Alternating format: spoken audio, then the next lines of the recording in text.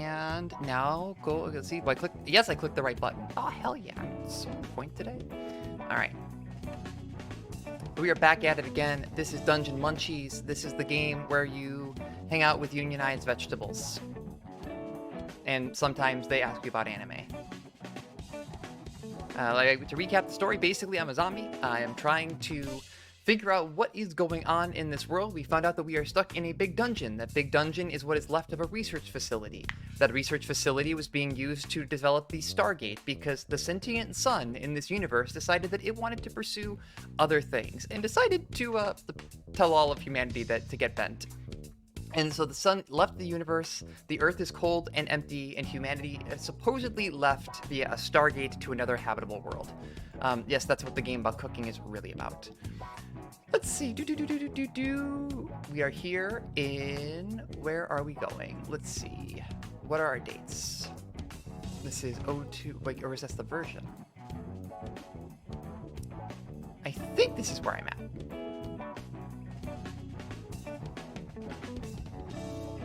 We shall see.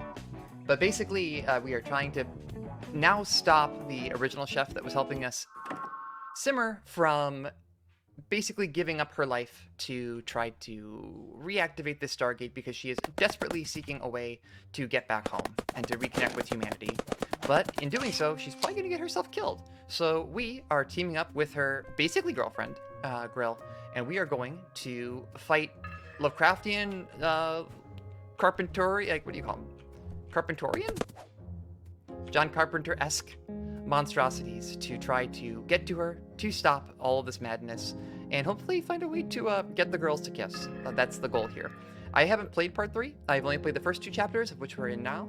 So a lot of this is newer to me, and then hopefully around some point in this stream we'll get to chapter 3, which only happened along launch in like the last week or 2, so I have not seen it, even though this is one of my favorite games of the last couple of years. All right.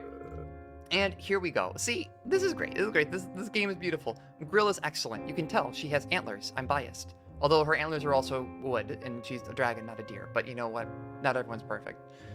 I'm just your employer, not your boss. A job doesn't feel so stable unless I got a boss. Well, if there's nothing to do, I'll just continue wandering around.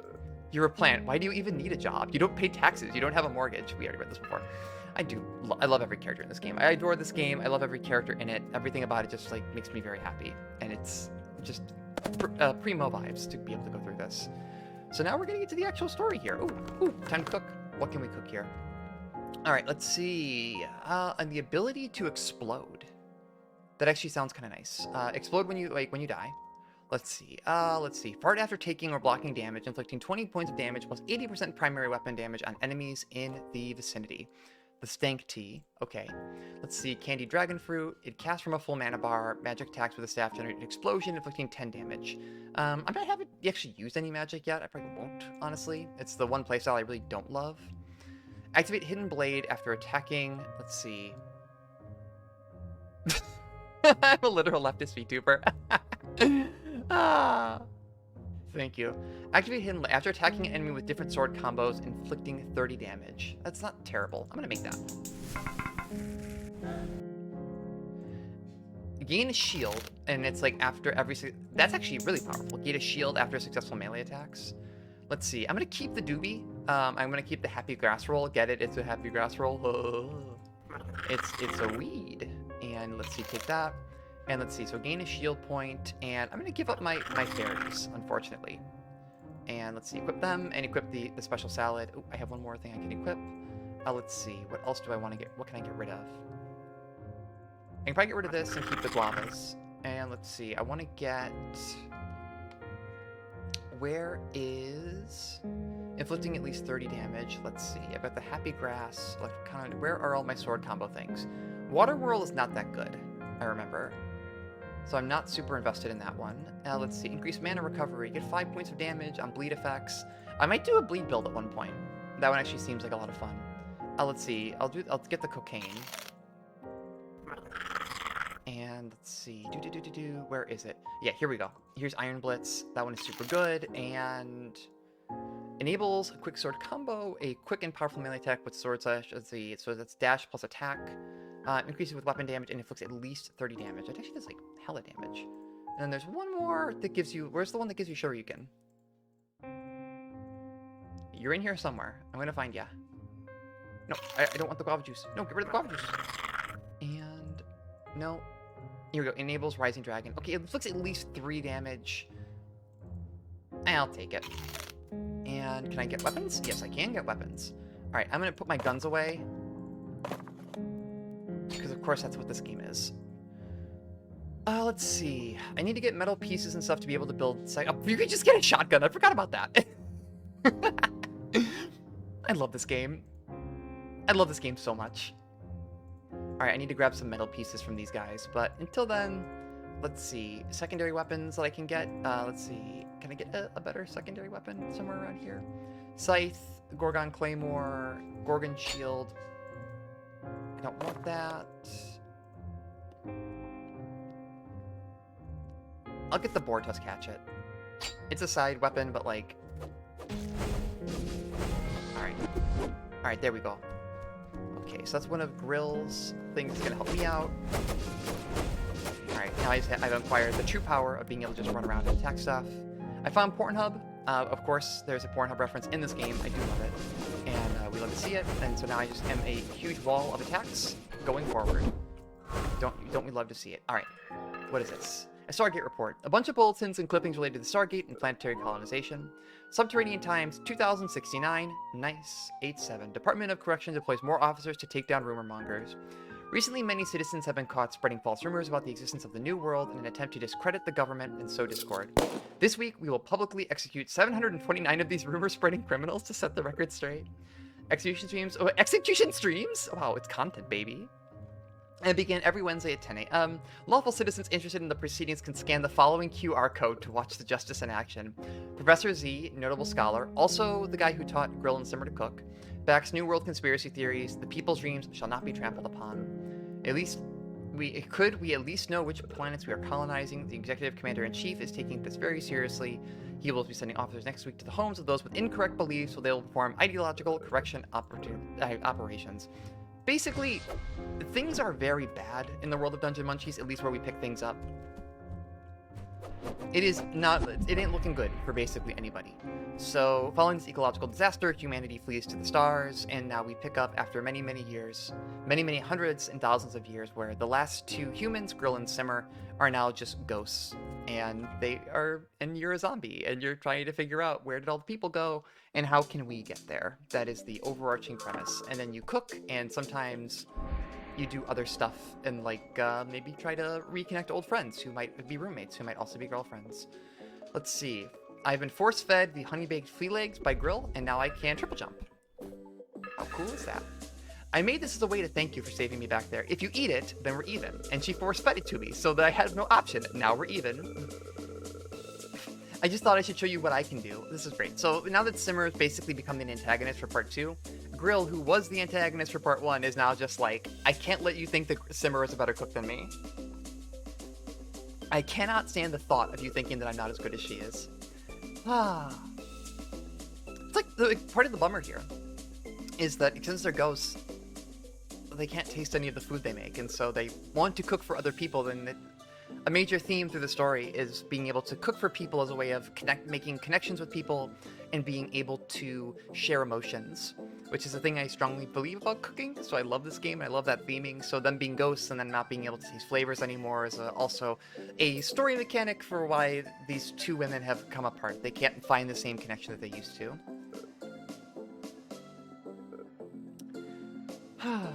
Good food shouldn't just be made for the sake of transferring magic. Another bit is that because of a cosmic event, everything has become magical, and it's like and by eating something, you can gain its magical energy and power. So food has become also tightly regulated because it is a way for people to gain potentially world-ending magics. I love this game. Did you know that this particular flea jumps high into the air to catch its favorite prey, birds? Okay, that's wild. All right. Already got this. So in this phase of the game, we are moving on to a very cool and awesome bit. You can see in the background, the vegetables have unionized and are now leading a socialist revolution led by the ice cream cone. President Cone, my fellow plants, it is time to cast off our shackles and revolt. The Lord of the Forest has used lies and trickery to oppress us. he's not wrong. Grill was the Lord of the Forest, and she basically decided that she wanted to recreate a balanced ecosystem, which included convincing vegetables that are now sentient that it was good for them to be eaten. And now the ice cream cone has come up and been like, actually, no. Maybe we don't need to sacrifice ourselves. What if we were at the top of the food chain? And so now we must go and go on forward and, well, try to resolve this peacefully as possible. Okay, well, now they are out to get me. This is not looking good for our protagonist, who is me. But thankfully, I can get a bunch of metal pieces, and I can use those to make more weapons later on. And also, I've got my really sick weapons, including Grill's actual sword, which is just really fun to have. Alright, there we go. Got all the watermelon pieces. This is not in the least bit morbid at all. Everything here is good. I'm getting shields every time this feels actually kind of cool. I'm just attacking very quickly with my melee attacks every time I get a successful attack. I am picking up a little bit of a shield, doing more damage. Also, I do 1% more damage for every 1% of health that I am missing. Can I kill that durian? No, I cannot kill the durian. Best I can do is just jumping across and trying to heal.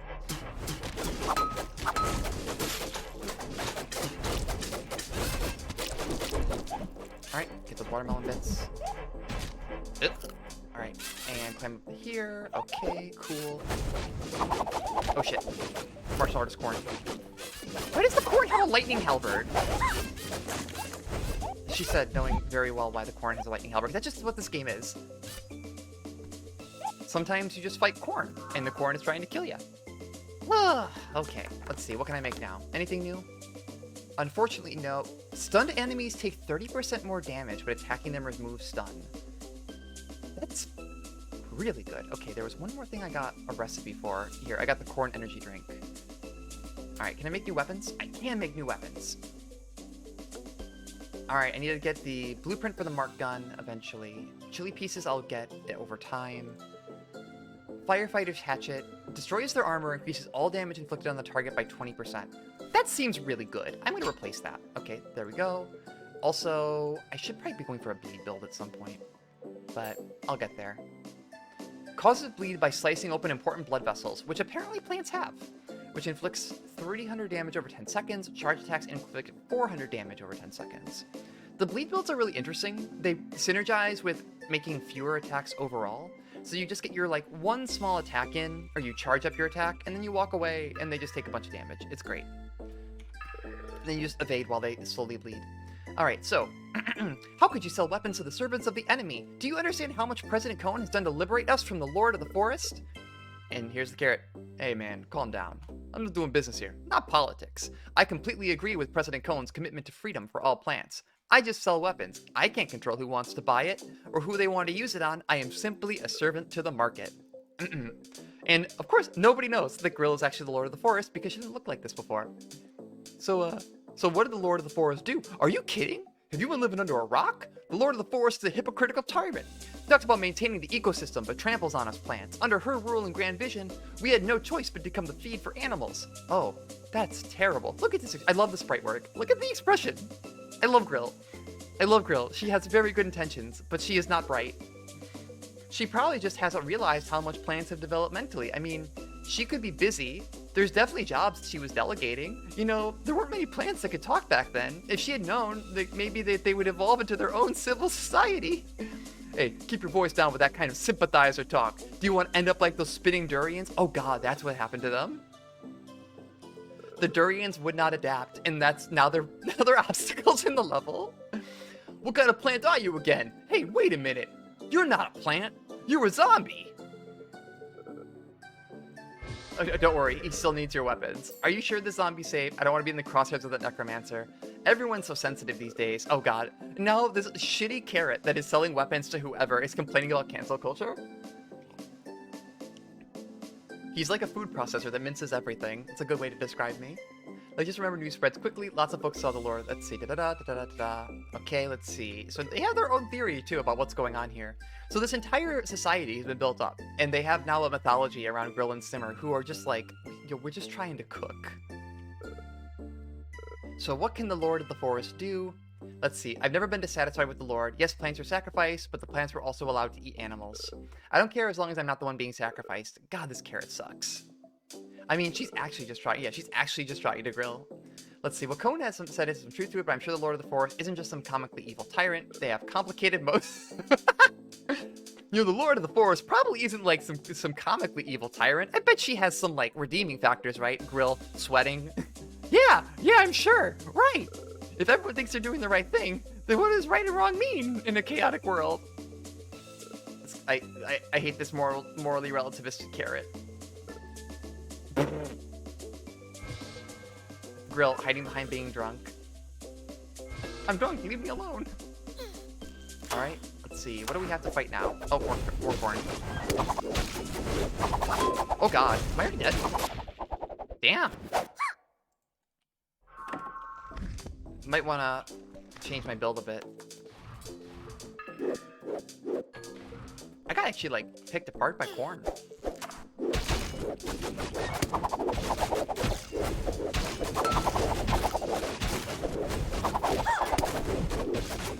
Yeah, definitely not healing enough at the moment. Yeah, they have like millions, and like they're doing so much, like way more damage than you would think they would. Thankfully, I get to, whenever I get rebuilt like this, I get to actually keep my stuff. So now I can build the corny energy drink and all that. Let's see, and I can probably build a new weapon. No, I cannot. I need to get chili pieces to build the new weapon. Anything else worth building from the previous? Nah. I'm just gonna keep going. I believe in me.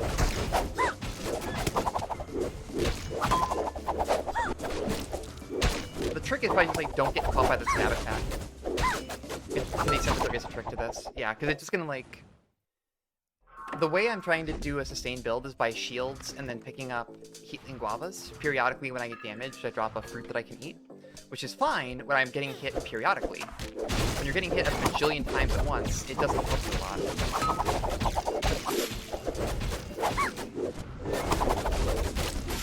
Yeah, I just had to change my strategy up and make sure that I wasn't spending too much time on one side. Alright, and now let's take this out.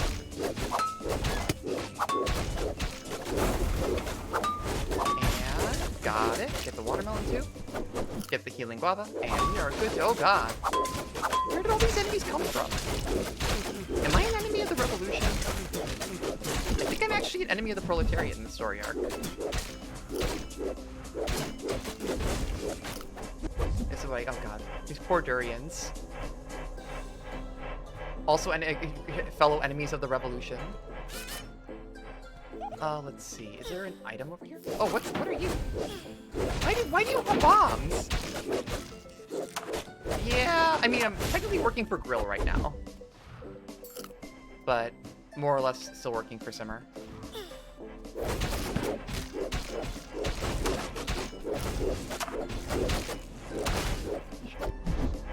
Alright. I'm assuming if this is a hidden path, there's going to be a weapon or something, or a hidden recipe. Yep, here it is.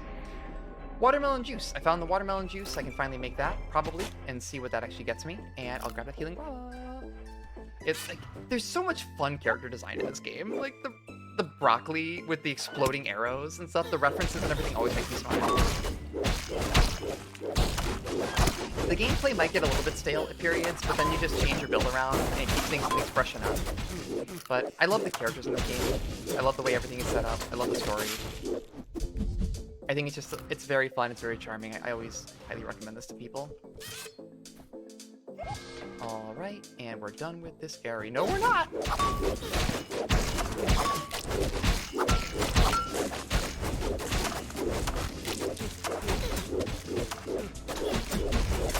So much crap here. So many watermelon pieces, so many corn pieces. I definitely feel like a monster. But it's worth it! Oh no, corn. Gotta avoid the corn. Yeah, the corn are actually, like, as long as you pay attention, not that bad. Just don't get caught by their million stabs, because you will die horribly.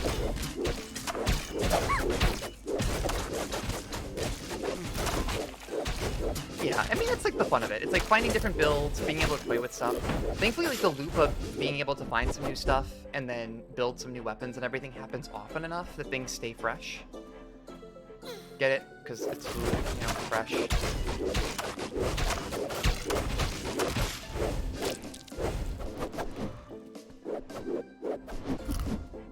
I'm very funny.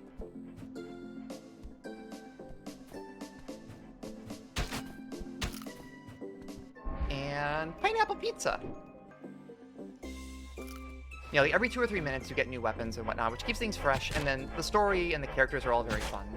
And that's what keeps me wanting to keep figuring stuff out, keep finding new things. Oh god, I'm definitely gonna get this. Barbecued corn, okay, cool.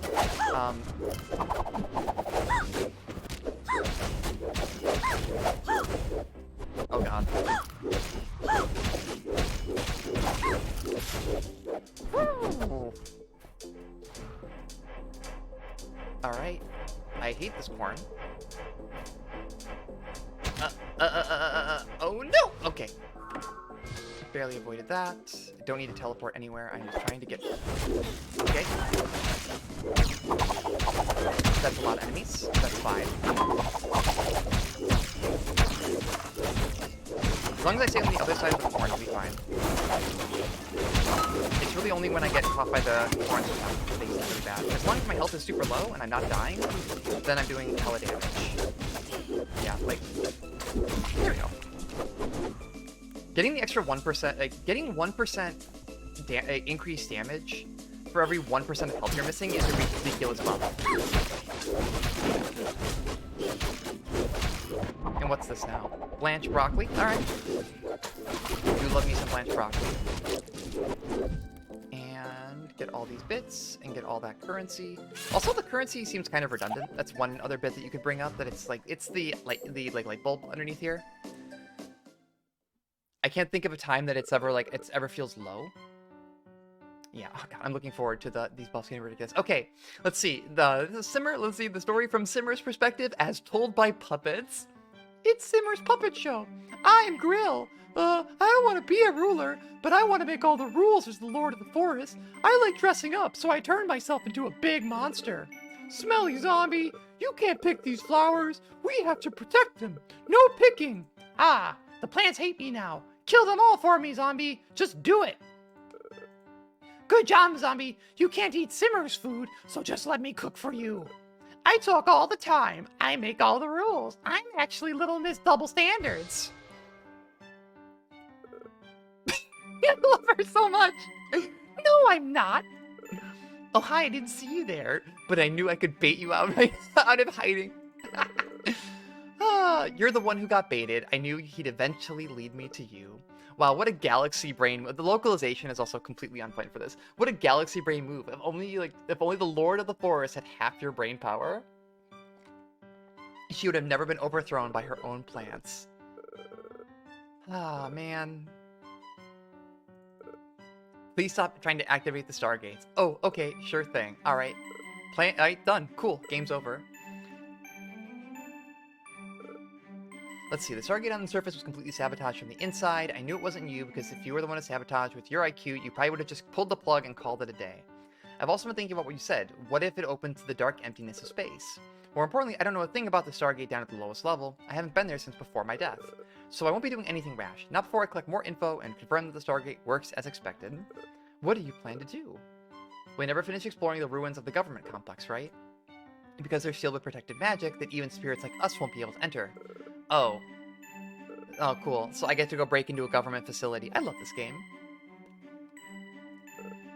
Time to go map out this facility, learn all the secret, all these, the dystopian government secrets, and then find out if we can actually escape this dying world. With the power of food. Am I really Little Miss Double Standards? Grill this arc with Grill speaks to my soul, of her just, being this, kind of bossy know-it-all, and now she's just am I actually the villain? And also her expressions are perfect. Does everyone actually hate me? Am I actually the worst? Alright. What can we build? We've got some new stuff here. Barbecue corn enables spear flurry, down plus attack when wielding spear type weapons. Inflicts 10 base damage plus 15% primary weapon damage, and then enemies take additional damage. That seems pretty cool. Holding a fully drawn bow for 1 second makes the arrow fly straight, penetrating through enemies, bouncing off surfaces. Also seems really good. A forbidden dish that fractures the soul. When hurt when wielding a scythe, drops soul shards worth 600% of the damage taken. Okay, pineapple on pizza, forbidden knowledge. Dashing instantly reloads guns and increases your shooting speed by 30%. I love this game. Dashing instantly reloading guns. I remember that one being really fun. I'm gonna keep with swords for a second. Yeah, it turns into Gungeon Munchies. You know, I've never actually used a bow, now that I think about it. Yeah, we're getting into the really goofy stuff here. Let's see. I kind of want to try Spear Flurry. Do I have a more powerful spear I can use? Unfortunately, no. I've got the metal bow that I could use. Anything else here? Let's see. Big fireball. We'll see what I get later on.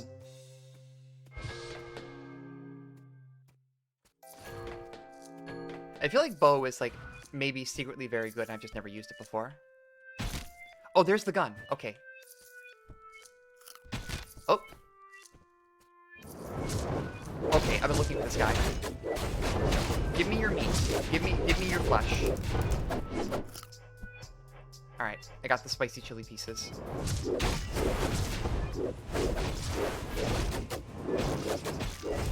Got it! Yeah, I just have never tried them before. I want to think that I want to believe that they're pretty good or interesting, but it's just never really appealed to me. What are you? Are you a giant tomato?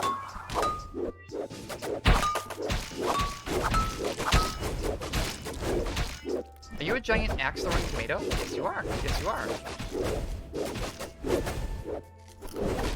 Love Dungeon Munchies character design. Okay, what do we get? Tomato pieces. Is it a fruit or a vegetable? Aren't tomatoes fruits? Like, technically.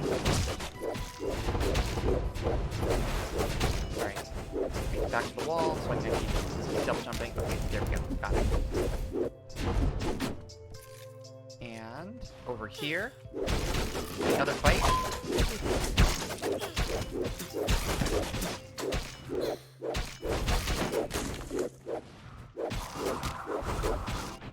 Oh wow, that's a lot of damage. I mean, they're all really... Everything about this game is really cool. The design aesthetic is kind of goofy. I can see why some people might not like it. I find it extremely charming.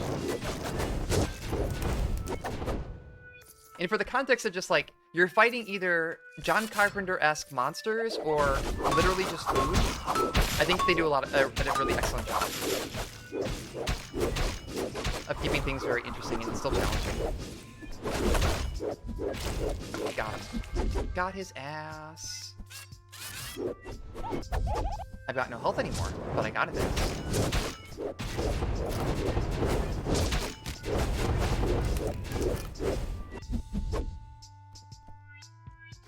Oh, there's a path here. The magical stun gun! I love that. I love when it's just like very mundane things. We're like, but it's magical. It's a magic stun gun. That's better than a normal stun gun. Oh, come on. Get me up. Get me up. Yeah, I was gonna die. I took way too much damage in the earlier fight. Can I make anything new? Well, Alright, new plan. I'm just gonna run through. Just so I can get whatever the recipe is over there. After I get this one tomato piece, because I want to make sure I have enough for whatever I can build up with them.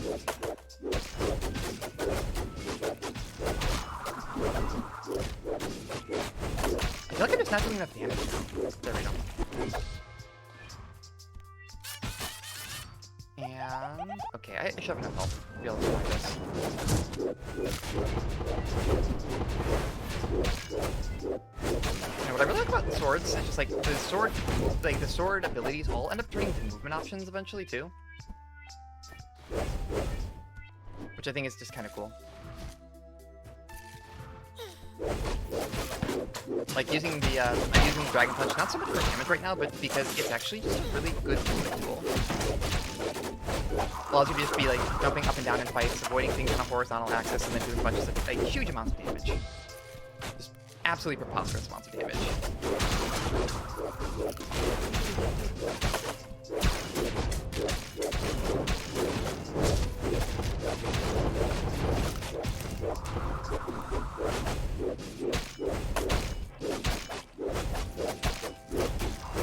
Oh boy.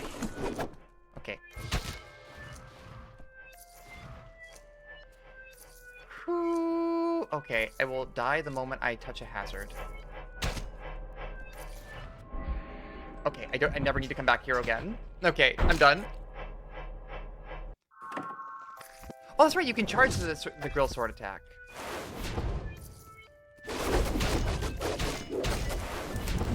I completely forgot you can even do that.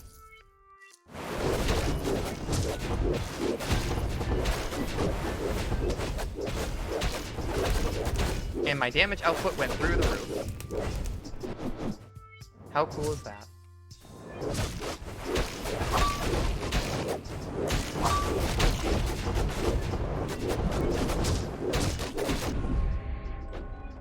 Alright, another fruit recipe. And a bunch of chili. Hell yeah. Come on, up, up, up. Alright, cool beans. No real point in continuing to fight stuff. I think I have all the parts I need. All the ingredients to be cooking! Yeah, so I just keep doing like my DPs and stuff, and then use it 5 times to do the grill charge sword attack. So it's just a huge amount of damage. Just constantly high damage now. Yeah. Alright, and now do this one fight. I've got all the bits and pieces that I need.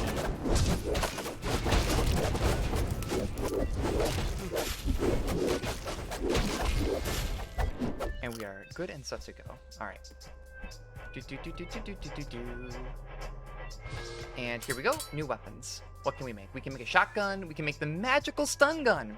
Hold to charge. A fully charged attack stuns enemies for 1 second. Deals 800 max damage.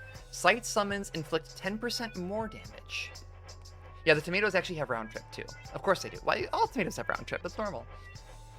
I like how, like, later on I know that there's a boss that's literally just Virgil. I'm feeling this. I'm feeling the combination here of doing a build with summons. What does this do? Alright. Fires special poisonous enzymes, increases the damage inflicted on targets by 50% for 2 seconds. That's really good. This game lets you get really busted in Chapter 2. Okay, what about this? Microbiotic juices. Enables deep cut when using dagger-type weapons while dashing.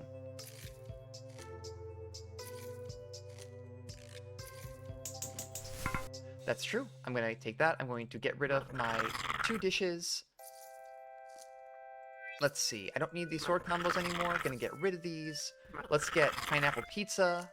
Let's see. And let's get... I don't need anything for guns. I don't need spear flurry.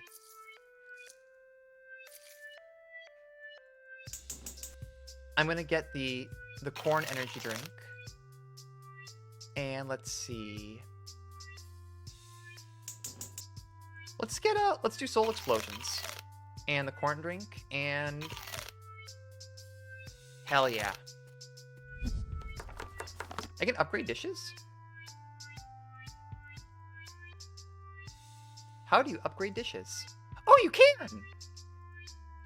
I never noticed that! And I think that was added after I played. Yeah, grills you can upgrade. Oh, hell yeah. Alright, let's see. What do I want? So this is where the value comes in. Ah, I see. Yeah, it was added later. It was added a little bit later. That's where the insight pays off. Okay, now I'm a demon of death.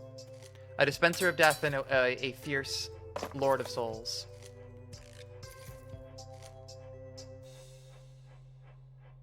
Oh no, I don't have enough insight. Well... I was a fool. I'll use the other scythe for the time being. It was there when I played? It's been a while since I was there.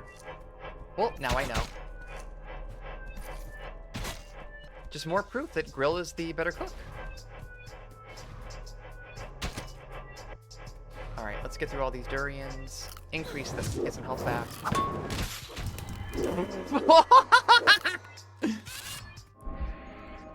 Alright, tomato soup. Hell yeah. Well, now I have my skeletons that are stupidly strong, and now I'm just making really goofy corpse explosions. Let's do it. Let's go. I don't even have to do anything anymore. My skeletons will kill people for me.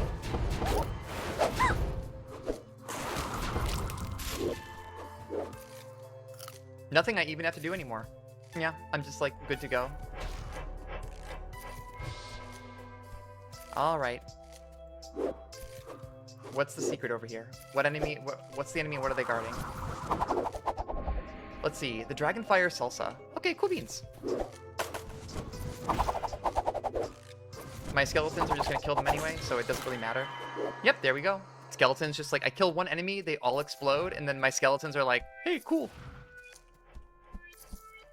Let's see. What's the best thing I can do here?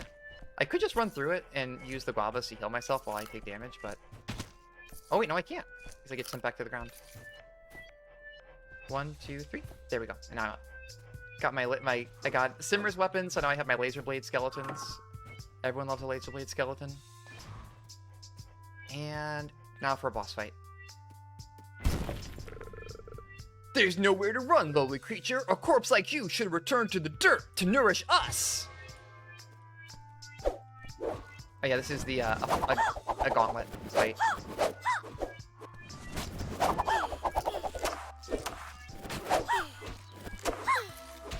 Thankfully, I've got my super awesome corpse explosion skeletons, so as soon as I kill anything, they're all just gonna explode in a huge heap.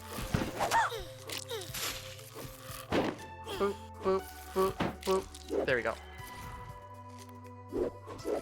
Yeah, you have to do the gauntlet fight, and then we get into the later fight. Yeah, now I can explode corpses. And just like instantly kill whole rooms. Look how goofy this is! Look how strong this is!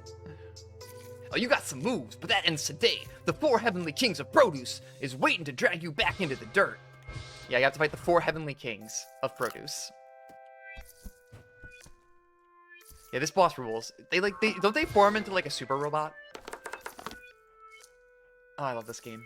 Alright, let's see. Landing rapid successive hits while dual wielding activates Whirlwind Chop, inflicting 5 base damage. Okay. And people say Germans aren't funny. Oil that can be set off with magic attacks. That doesn't really help me that much. Alright, let's get the Scarecrow Scythe. And there we go. And I've got the Magic Stun Gun. Nothing means nothing. Which I can charge up to stun enemies. Or I could do the Mark Gun, which fires the poisonous enzyme. I think I'm going to use the Mark Gun instead. And that also frees up a slot if I'm not using this. The stunned enemies take 30 more damage. And that frees up basically something else. Do I have anything else for scythe builds here? Poison and bleeding effects, axes and hatchets, dashing, increases melee attack speed. I already have the guavas one. I don't need the fairies one. Let's see. Increases defense when your health is lower. Let's just take that one. Alright, time for the boss. 4 Heavenly Kings. Yeah, it is actually just Getter Robo. And then, yeah, they recombine throughout the fight. Alright, let's fight Getter Robo. 4, Moth! They are clearly more than 4 Heavenly Kings. There's definitely more than 4 of you. Submit to the power of nature. 7 in 1, super ultra fruit medley. I shall be the head. Shut up, you're not a fruit. Go get yourself to the groin. But isn't sugarcane best suited to be the groin? Are you going to deny sugarcane's contributions? No, that's not what I meant to say was, hey everybody, now's not the time to bicker amongst ourselves. We should be united against the common enemy in front of us. Strawberry's a natural born leader. Let him be the head. Let's go, Radish. I still expect you to be the groin. Everyone has their rightful place in the world. Look at Radish. Look how upset he is. Oh, poor guy. All right, let's get my scarecrows.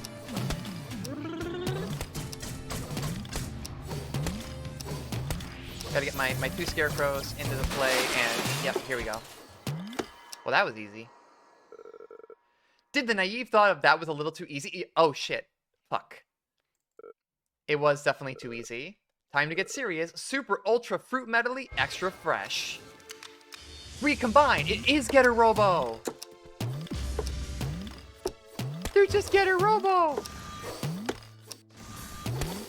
I definitely feel a little bit called out. Did you think that was too easy? Well, huh. That was intentional.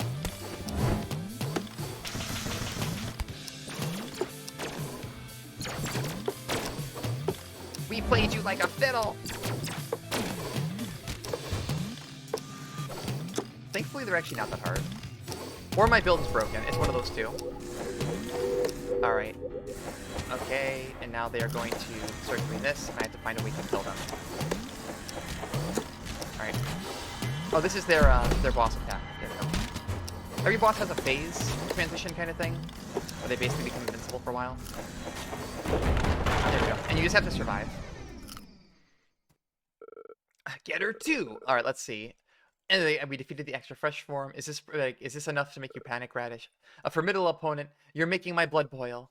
And you are worthy, but can you defeat our next form? The super old fruit medley ultimate? I don't know, can I? Maybe not. But yep, it's Getter 3. It is literally Getter. They are literally Getter Robo.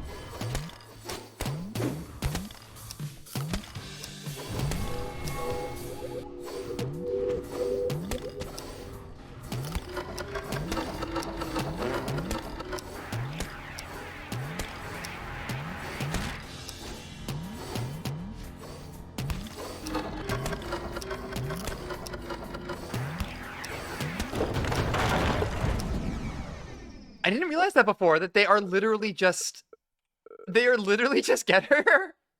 All right, and now they retreat. If we surrender now, we'll only spend the rest of our lives running away from our problems. We need to fight to the death. Well, okay, if you guys insist.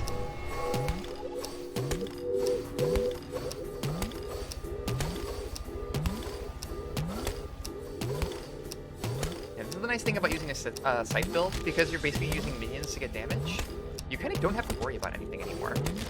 You can kind of just like chill, keep using your debuff weapons on the boss, and then just running away. And there we go. I've defeated the fruit. The 4 heavenly kings that are definitely more than 4 are going to explode. It's been an honor serving you all with you all. Radish! The Radish is like, wait, no one told me we were going to explode. Okay, President Cone, what's the deal? Okay, are they just gonna let us go? Alright, President Cone is letting us chill. Let's go. Let's get out of here. Into the secret... Oh, hey, Grill. Is the revolution over?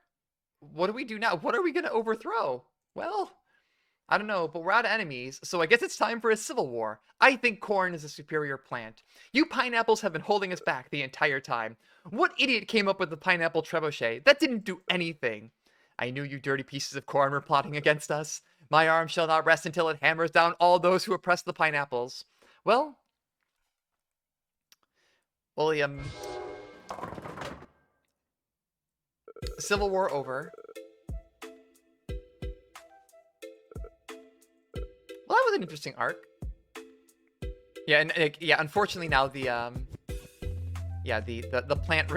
plants have now decayed into an ethnic civil war. Oh gosh. All right. Well, Simmer looks adorable with the conductor outfit.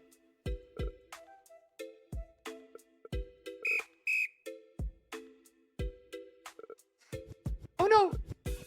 Grill doesn't have a ticket. It doesn't matter. I mean, she gets to hang out. All right, off to the next area.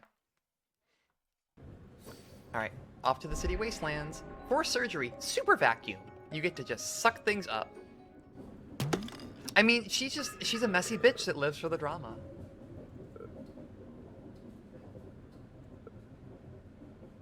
Have you gotten used to getting your butt impaled by all sorts of sharp objects? Well, that's a bad habit to pick up. So use this vacuum power so you don't have to keep doing that.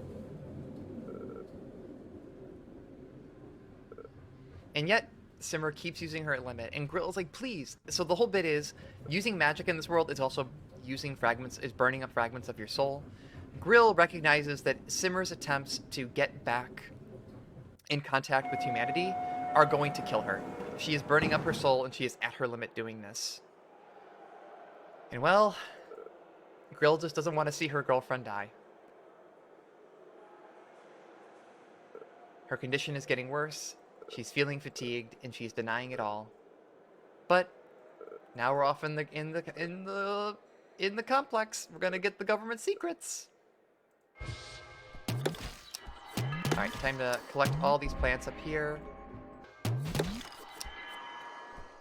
Alright, cool beans.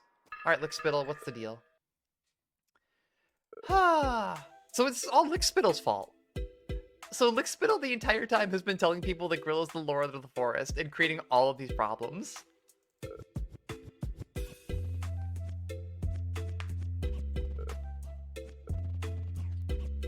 They built up an entire religion around her.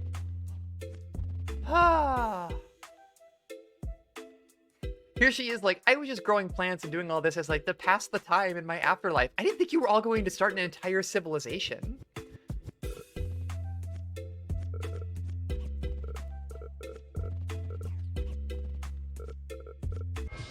Oh, Grill. Yeah, my whole life is a lie. My whole life is a lie. I thought you were our Lord and Savior, but you were just passing time. Well, here we go. According to the map, Suck, Steeped Command Center, we gotta get to Big Suck, is right next to this lake. So we just need to find a way into the Suck. Oh, God. All right, Lickspittle. Why can Lickspittle operate vehicles? Spirits have neither mass nor friction, so how are you able to stay on the train? Well, there's inertia, you see. It's got nothing to do with mass or friction. You know, there's also... Yeah, same way the Big... that makes sense. The Big Vine can drive a car. That makes sense. That's Big Vine. Big Vine can do anything. Big Vine's a big anime fan. I don't think Lickspittle even watches anime. Everyone with magical abilities were forced by the Suck to work here. They grouped a group of callous murderers threw protesters into meat grinders and fed the poor with the meatballs that they made. They treated people like property and they were truly evil. Basically, this was a horrific dystopia where anyone that had magical abilities was forced to work for the government organization, the Suck, in service of what is supposed to be like the greater good, but really it's a fascist dystopia. This is the part of the story where we find out that Grill and Simmer are Raytheon lesbians. Guaranteed housing, medical insurance, high salary, the bonuses, a generous retirement package. But that's not the point. Humans died out precisely because they were wrong about how to run society. In other words, everything has been bad and they're trying to find a better way to exist, but unfortunately the problem was always capitalism. Turns out that enslaving your own people was like maybe a bad thing.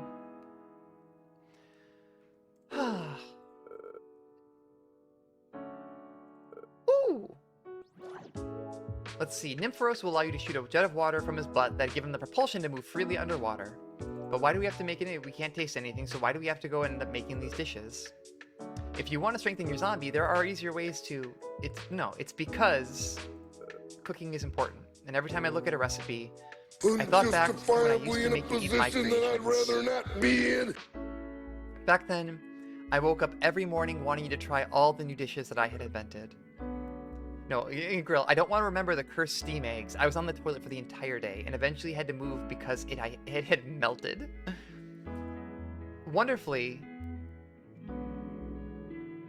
I love these moments between them.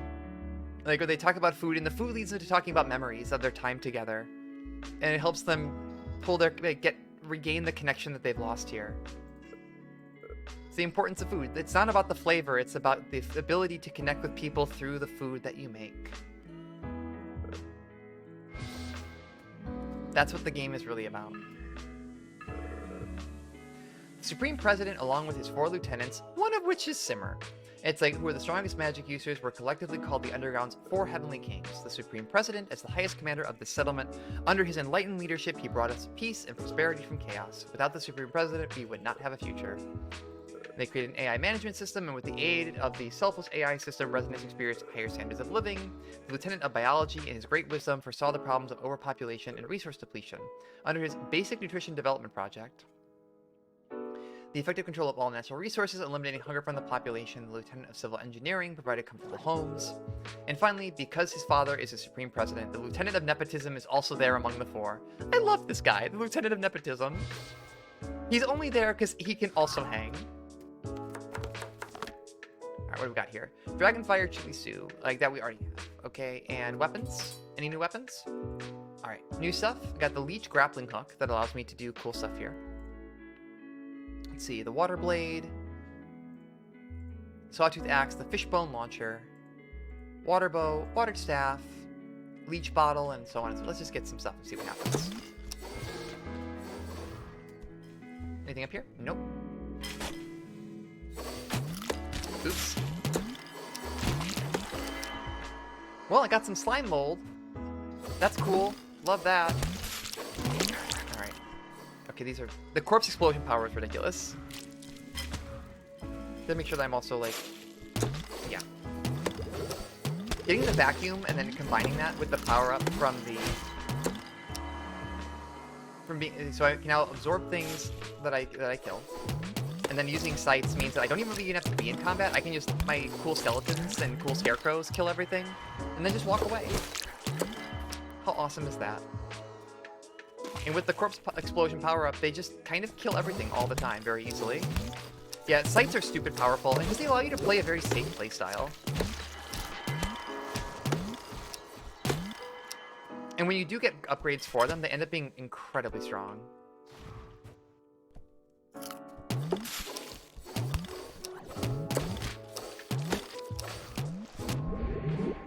Pan-fried leech steaks. Yeah, like, there we go. Like, I just get one hit there, one corpse explosion, because I also sank a bunch of insight into powering up that item. One corpse explosion later, and I just have basically killed the whole room. I just gotta make sure I get the leech stuff. Alright, it's marked. It's already dead. Gotta get that bat meat. It's a natural reservoir for disease. Also, the music at this phase of the game gets incredibly, incredibly chill, and I love it. For as goofy and as crazy as this game can be, it just gets really... The music is just very relaxed. And every now and then I just throw on the soundtrack so I can vibe to it. Got all these bats here.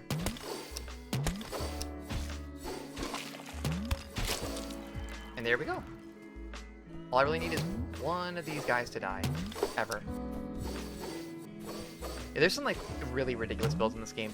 Toward the end of, when I was playing the early access build, I started realizing, like, wow, there's, like, truly preposterous stuff you can do in this game. And I'm always a big fan of games that enable you to do stuff like that. That allow you to be super powerful and find really broken builds. It challenges you to play around and find the really good stuff.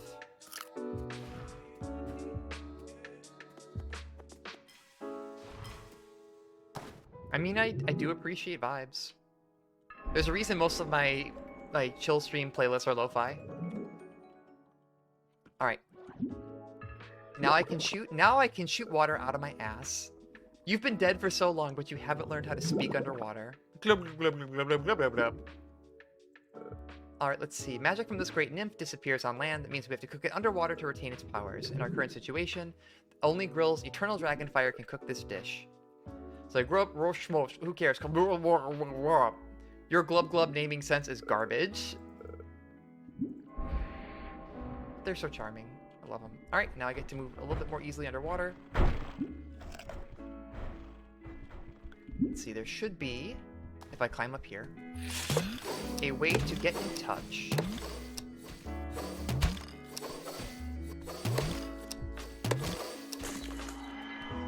Over here and get a super cool power-up. Alright, there we go. I got bat soup. And once I get one explosion, it's basically everything just goes off. Yeah, look at that. When that explosion goes off, when they kill something, they do 5,000 damage in a huge area effect around them. That's ridiculous. Sights are crazy good. Alright, now This gave me an 8-way air, like basically an 8-way air dash, but only underwater.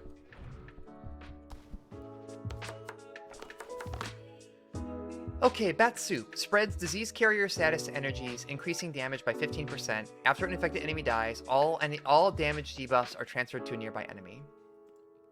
That's pretty good. Alright.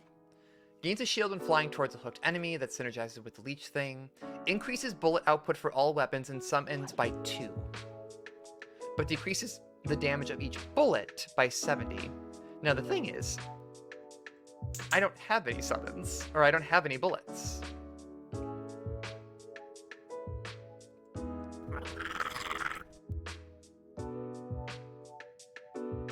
let's take that. Anything else that I want to upgrade here? Do I want to upgrade anything else? Because I can't upgrade all of these dishes. Increases bullet output for weapons. Let's like upgrade it once. The upgrade actually adds just a lot of really fun stuff to this game. Alright. So I'm going to swap the marked gun out for the stun gun. Yeah, pineapple pizza seems like mad good.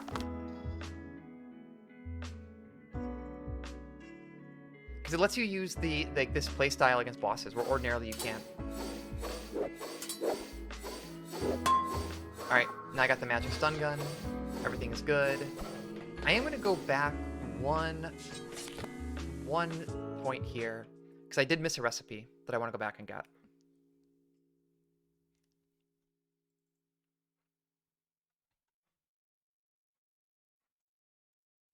No, did game crash? No! That's unfortunate. Ah well, I guess I'll restart the game. Pay no attention to the overlay behind the game. I am a creature of darkness. My soul is wrapped in night.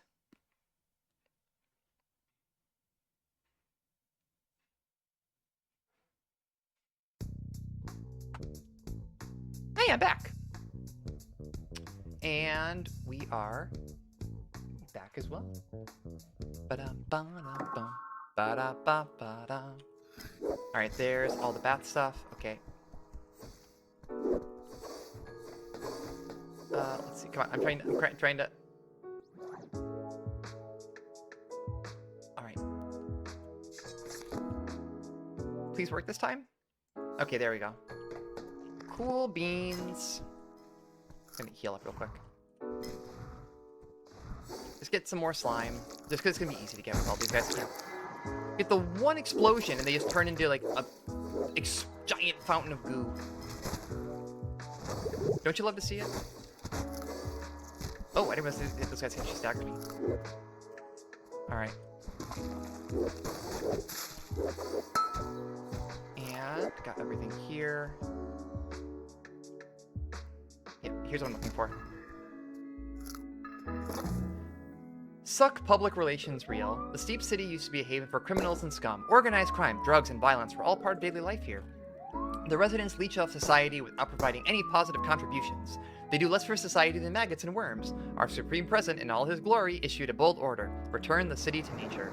Civil engineers completed the order in a single day and dunked the entire city underwater. The biologists would then turn this into a lush wetland biome, breeding and planting numerous endangered species into the new habitat. So they basically responded to everything here by killing everyone that was living in this city. Love the... There we go. There's the slimy mold jelly. Getting into this horrific nightmare that is the world that these characters used to inhabit. Alright. Oh man, you weren't kidding about the stun gun.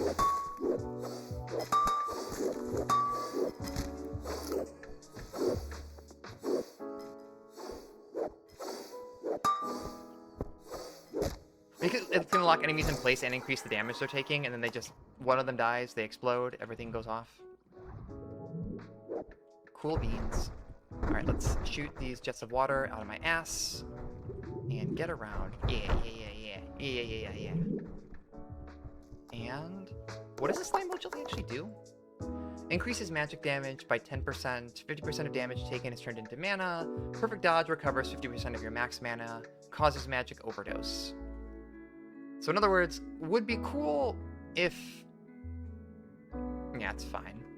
Would be cool if I was using magic, but of all the ways that you can build in this game, magic is kind of the most boring to me. Oh boy. The Lord of the Forest has disappeared. What are we supposed to do now? Why are we now being hunted down every day? The Lord of the Forest was right. In order for everything to function, we must make some sacrifices. This seems bad here. This tree has got the John Carpenter, the thing going on. It's got the big creepy red hand. The existence of one life begets the suffering of another. The Lord of the Forest sacrificed countless plants for the lives of the animals. To protect the plants, Cone could only start a war, causing even more death. There's an endless cycle of suffering here, because the substance of reality is madness, chaos, and pain. Every effort exerted in this reality only serves to prolong the endless meat grinder we all call life, and as long as we believe in survival, in our happiness or injustice, pain will never end. Well, the rotten tree is basically trying to blackpill all of the other fruits and vegetables to get them to give up on the chance of happiness or life, and to join the horrific hive mind monstrosity that is that is putrid.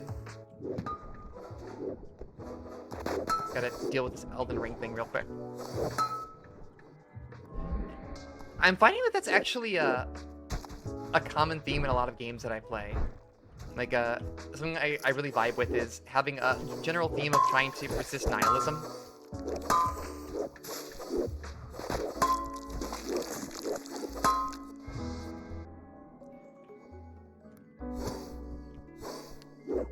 Of this struggle of hope against nihilism. Yeah, he's got the hand of nihilism on his forehead. Don't listen to him. It's just a general story theme I really vibe with.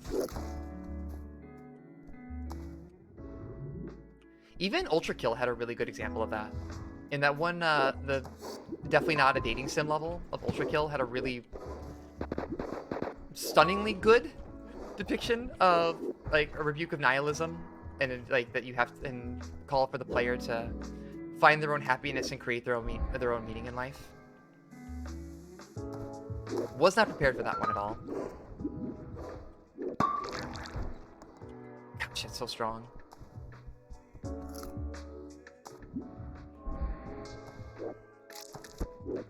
How on? Oh. It turns out the stun gun is like ridiculously powerful.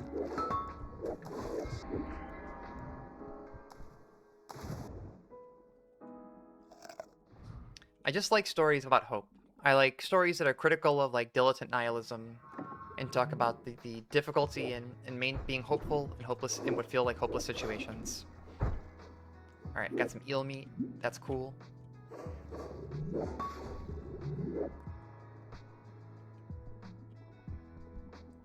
Yeah. I mean, you're in a hopeless situation in this game. Makes primary and secondary weapons attack at the same time, increasing weapon damage output by 5%.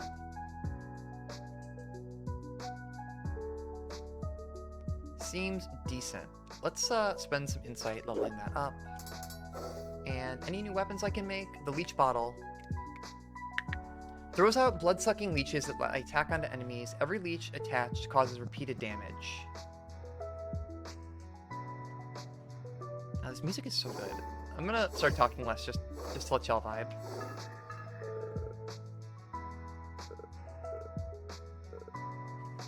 Is it done?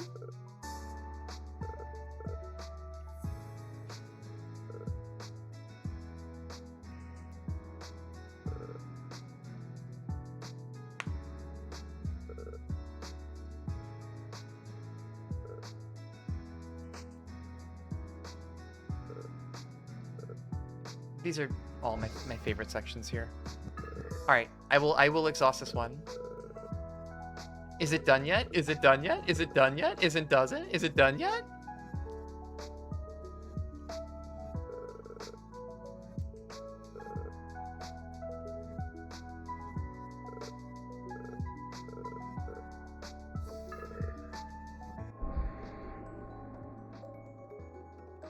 So I can sink faster in water.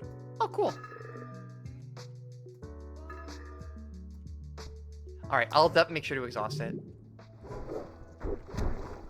There's a huge corpse explosion, and I just get to be done with everything real quick.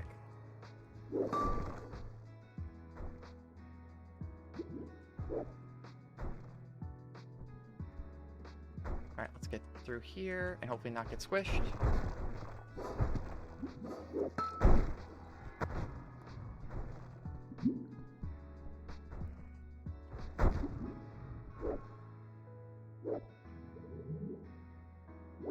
Oh yes, this guy.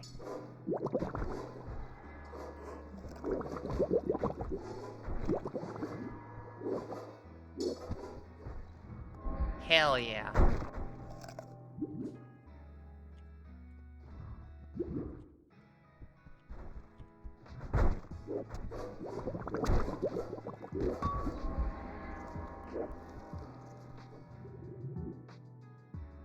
Alright, is this gonna be a grilled eel? Stewed whelk. That's fine. I really like, there's such a transition, and given that it was an early access game, you know that there's a lot of time went in between these different phases, so you can see some different design ideas come up, like being able to upgrade dishes in Act 2, but even beyond that, just like the general tone of everything changes a lot in a way that I really appreciate. Oh gosh. I think I'm gonna die here. No, I'm not, because I'm so nice. The tone shifts really well. There's some new gameplay ideas, but I love the way these characters develop. All right, here we go. So this is where the truck went. I never thought I would see it again. The food truck they used to have together. It's still got bullet holes from all the drones that were chasing us.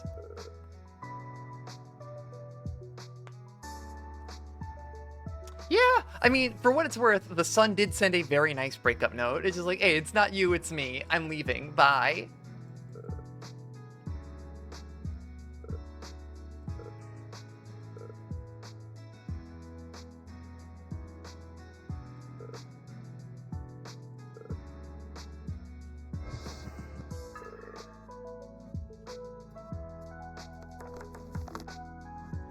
Can I make this? Gain a shield when flying towards a hooked enemy.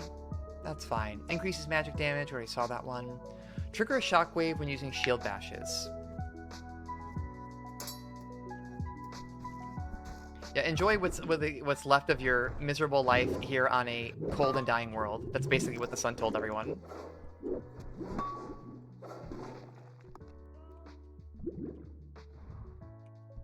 Cheers!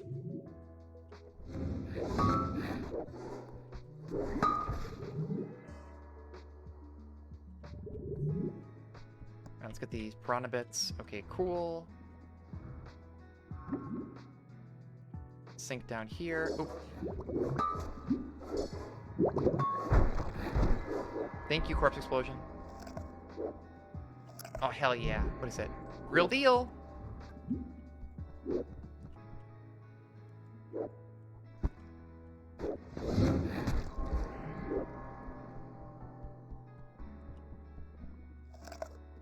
I almost feel a little bit overpowered right now. Oh, and by almost, I mean definitely.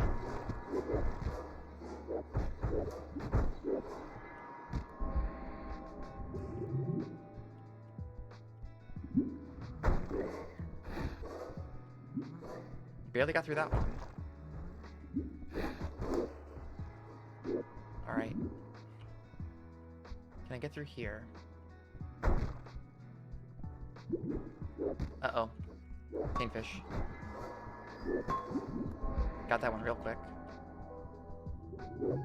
And here we go. The double fishbowl.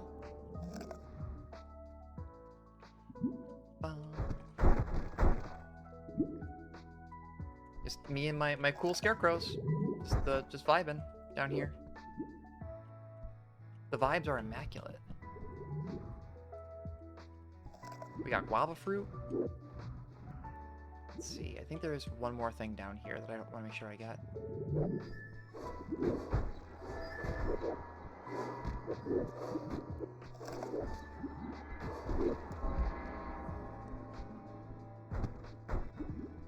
Now, remember there being a bunch of recipes in this section.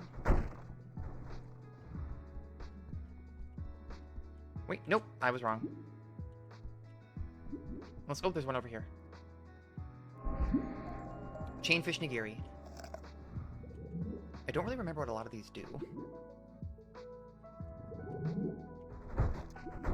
Okay, and now further down we go.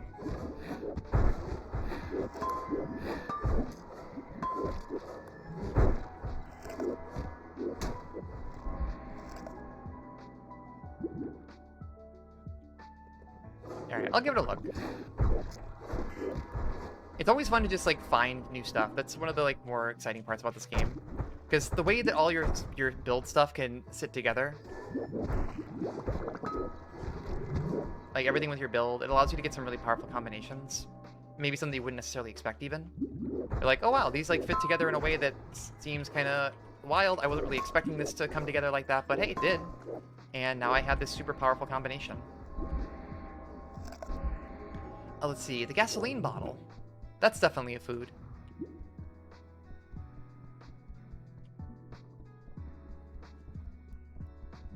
So yeah, every like one individual thing you find can lead into other stuff and completely change your build or get you to try out a weapon you wouldn't have before.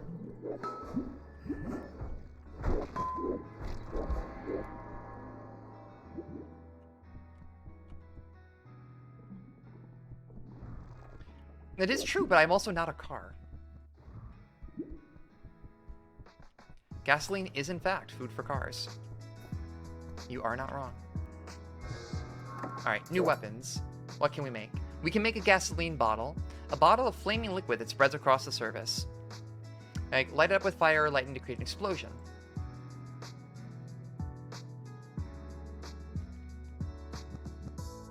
Anything here I really want? Not really. Like, there's definitely some cool items. But like, nothing's really jumping at me.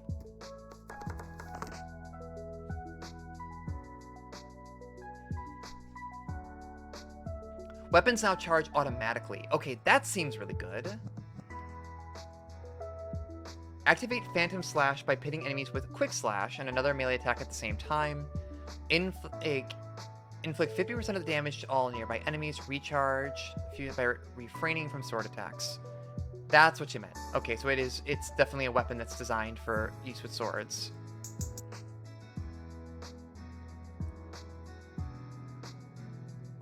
Yeah, I figured it was gonna be good with the stun gun.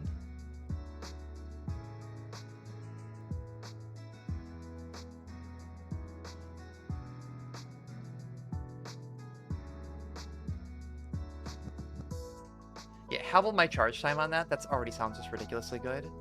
Anything else that I really need here? There we go. And now I've also maxed out the pineapple pizza. All right, here we go. I think this is the conversation we were talking about. I can't believe the place is still running. I hope we can find the truth inside. But don't get your hopes up. The place is built out of magic-defying concrete, so we won't even be able to pass through with spirits. They also loved using lasers. So why don't we let my apprentice do all the heavy lifting, and we can just dash, and he can just dash through the lasers. The zombie can only nudge itself forward. So can he do it without magic? I found a typo. You're always picking weird arguments with me. That's why you look so ugly. Do you remember how to access the Suck network? do I look ugly?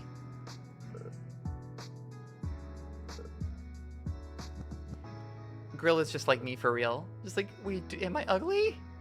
Am I ugly?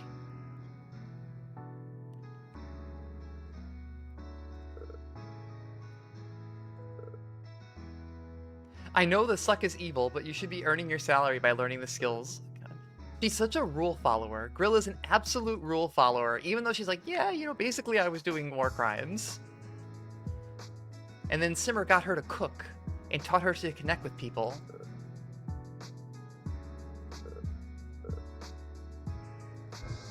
Oh, I love him so much.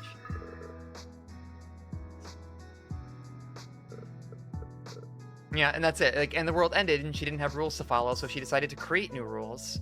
And those rules sucked and caused more problems for anybody. And now she's having to really introspect and figure out how to be a better person.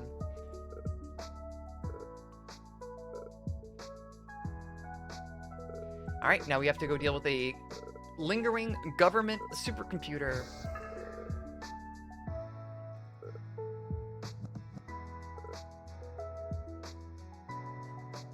Yep. Like, it's such a good dynamic that she seems very cool and refined. It's like how she presents herself as the Lord of the Forest, but she's just a very fallible person that makes mistakes, and honestly is like most of the characters in this game, she's trying her best, but not particularly good at it, and needs other people to help her out and give her perspective.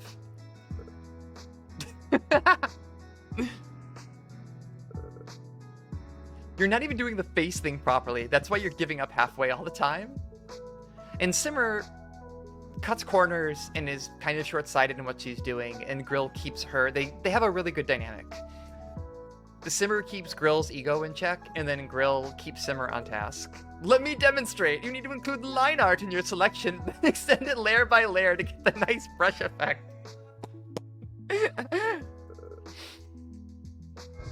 Way to go, Grill. That was worth it. That was absolutely worth sitting around for the conversation. You're not even doing the face effect right. Let me show you how to do it. All right, let's go fight a supercomputer.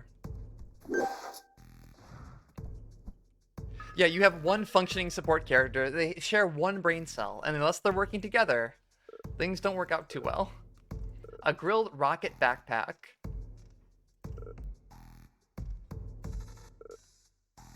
Anything can be a dish, so we grilled this rocket backpack, and we're just gonna stick it to you.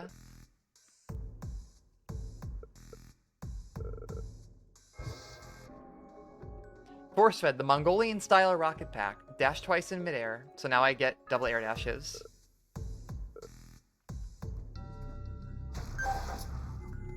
Which will allow me to get through all of these laser beams.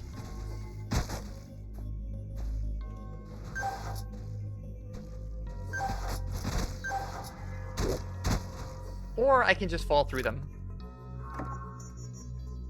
Alright, time to meet the third support character. I think we meet her here, don't we?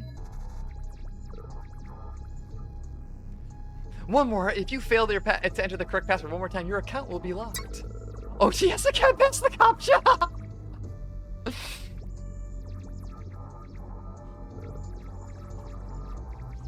Select all the squares with vehicles, but there's an old lady in a powered wheelchair. Does that count as a vehicle? I mean, that's a vehicle, right? It's got rockets on it, isn't that? But in Law 101, we learned that people in wheelchairs are classified as pedestrians, so they technically isn't. It's not technically in the vehicle. Nope. Login failed, and here's Nickel, our third support character.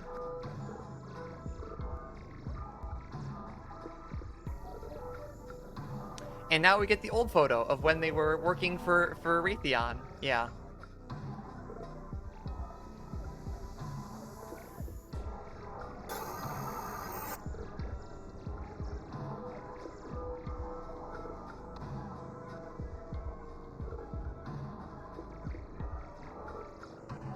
Alright, here we go. Security units dispatched. This is what happens when you fail CAPTCHAs. Alright, what do we get here? Metal chapter. A way of cooking metal into stuff. It's gonna be great. We're gonna love it. Alright, gotta get some mechanical juices and skins.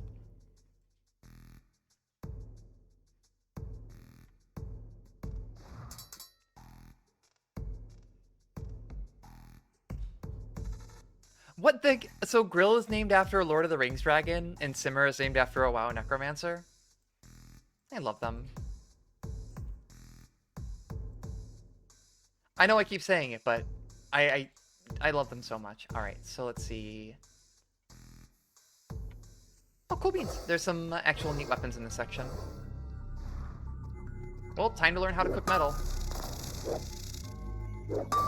Knock me out of the air again, I dare you. I remember this section of the game being a little bit annoying. We'll say I didn't like it aesthetically compared to the other stuff. And I got a bunch of metal skin.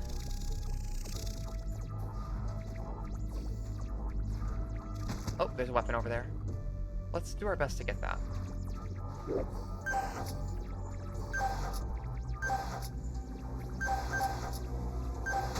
Got it. Yeah, I did have a lot of trouble with the boss fight, too. Alright, I got the shiny light sword. Cool. Weapon get. But now I am stronger and wiser, so I shouldn't have any problems at all.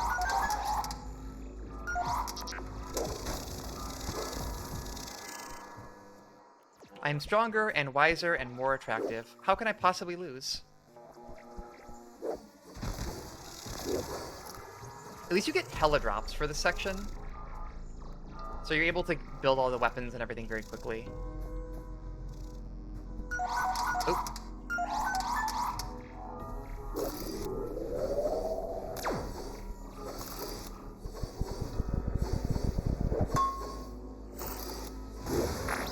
The stun gun is super good!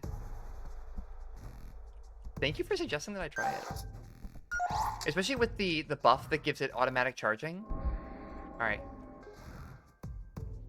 The laser weapons are cool. You do get some, like, very techy weapons. I think that's what kind of bugged me about it, is that things felt very, like, technologically based, more so than just kind of, like, goofy food.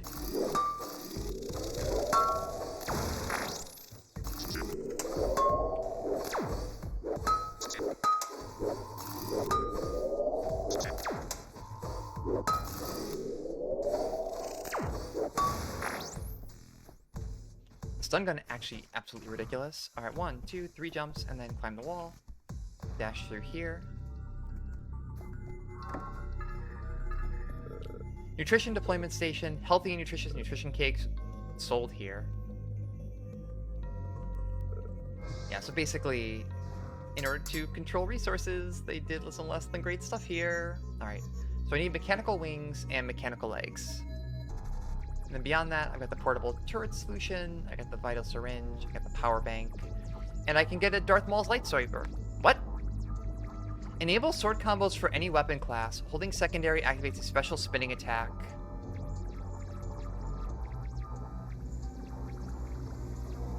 Oh, cool beans. All right, let's go up before going right. All right, there's something over here.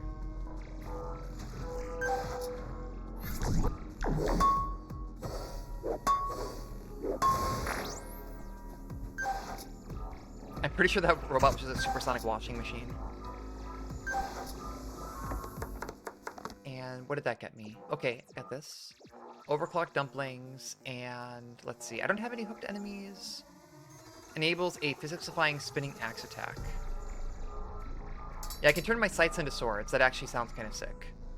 I just need to get some mechanical eggs to do it. Alright, let's see.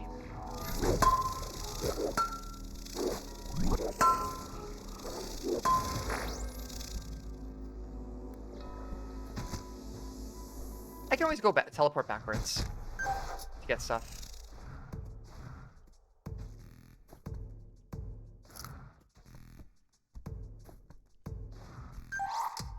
Oh no, a zombie upgrade you can miss? Alright. Let's make sure I go back and get that then. Steel-plated tofu. Cool.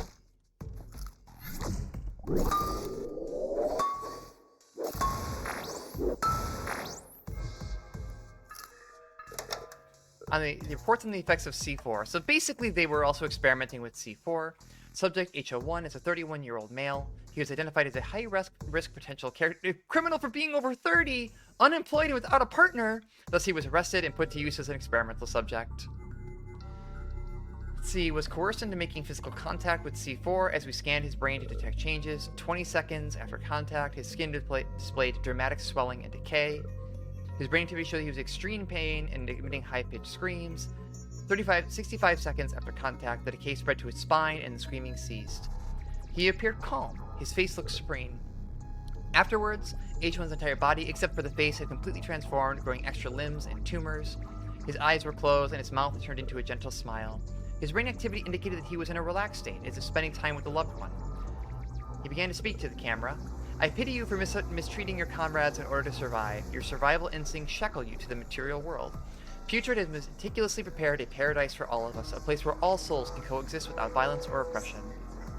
Understand that the cruel rules of survival will forever rule the material world. Your pain is perpetual in this endless struggle. Surrender everything to us. Relinquish your stubborn will to live. Join us in a world of pure, authentic happiness. And then he died. Dear Lord. So Putrid is, if I recall correctly, sort of the big bad. Got it! Items drop slower because you're using extra brain power. Let's see. Lieutenant Ping, a savior bringing warmth and love to all citizens.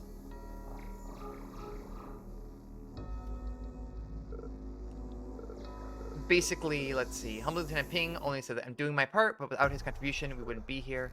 We are thankful that he let us fill our stomachs by basically submitting people to a horribly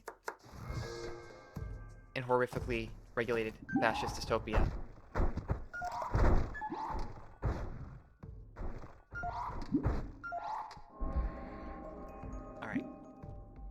Alright. Got a little bit of fried chicken there. Got a heal, and I should be good. I don't think there's anything else here that can hurt me. Yep. So what can I make? Fried chicken cracklings. Grow bone spikes to hurt enemies on collision with once your size summons have grown to their maximum size. Yes.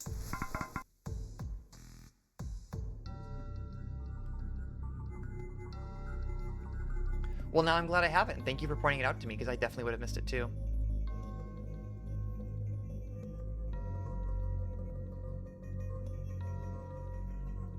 Let's see, what do I want to get here? Charge speed is good, that is good. Healing guavas is good. Corpse explosion is wild good. I'm gonna get rid of bullet output, and I'm gonna get the fried skin cracklings.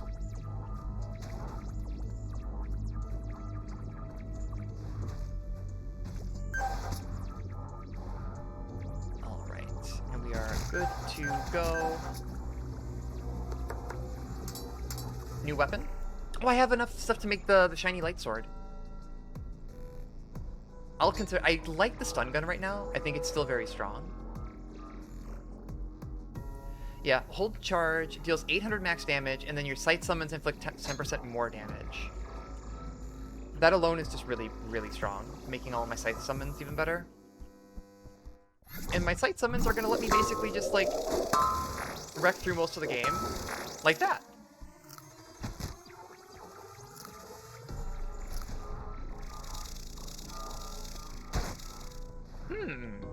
I will give it a look. I do love the pineapple juice.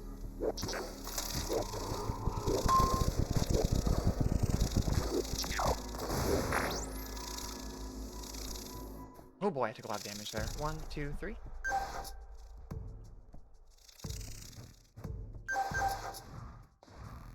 And I'm fine. And I got the iron egg skewers.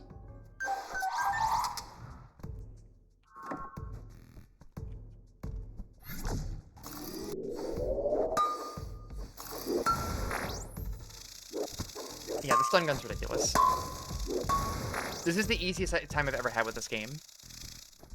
Sights, like, the scythe builds are just super good. I should have been doing more of these earlier. And we out.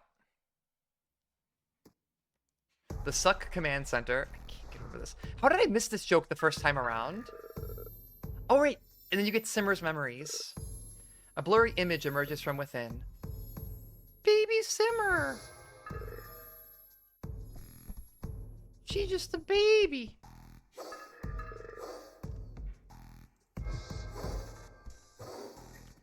She is, in fact, just a little baby. Reveals enemies' weak points. Landing an arrow increases damage output by 15%. Attack its weak point for massive damage.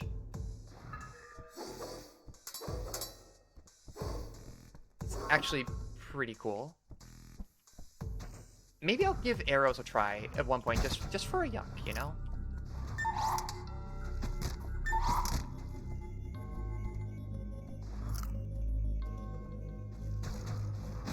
Sights just feel like they simplify the game so much.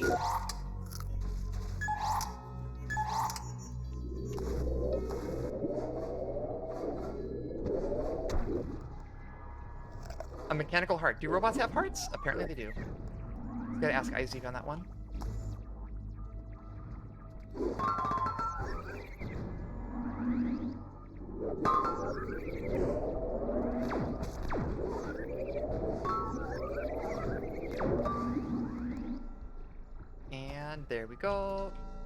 Yo, Grill.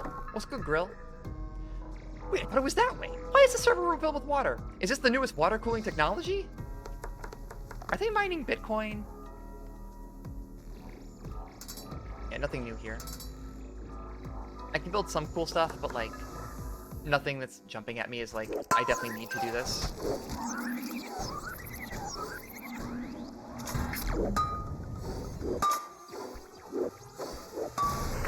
Well, that was easy. And there's a mechanical leg. And the fried breast cutlet. Hell yeah. What do we got here? Oh, it's from Rob! Oh, hi! I almost died, but that was awesome. I'm Rob, and welcome to the second episode of Dungeon Exploration. It's been a year since our last episode. What, did you think I was dead? It's like today, we're rummaging through secret government archives to find out the truth about all this destruction. The government fell swiftly after the C4 pandemic spread, so there was no time to give it an official name. We just called it the apocalypse. Many major issues occurred on the day of the apocalypse, one of which was a breakdown of all of our automated security forces. I love that they're still podcasting in the apocalypse. Thank you, Owen. Thank you, Owen. Like my birthday is still ongoing until we finally get together for Gartic Phone. As long as we never finish the celebration, I never get older. All right. So most of the police and military have been automated, but with their overwhelming fund, it should have been able to quickly subdue C4. But on that day, all the computers and machines mysteriously stopped working. It's almost like maybe the C4 was an inside job.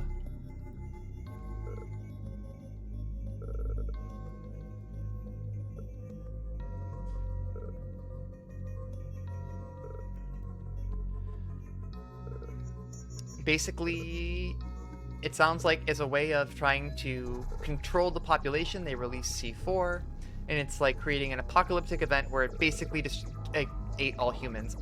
I haven't finished the game yet, but my read is that all humans are dead or have been rolled into C4. Oh hell yeah! Rob got a wife. He married a drone. Love that for him. Yeah, we are... This game goes into some very dark territory for as fun as it is and as sweet as some of the character interactions are.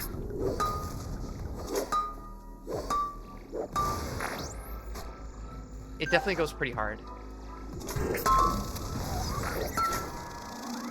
I feel almost too powerful right now. Cannot be stopped. Okay. Oh, what? No. Maybe I can't actually be stopped. Spoke too soon.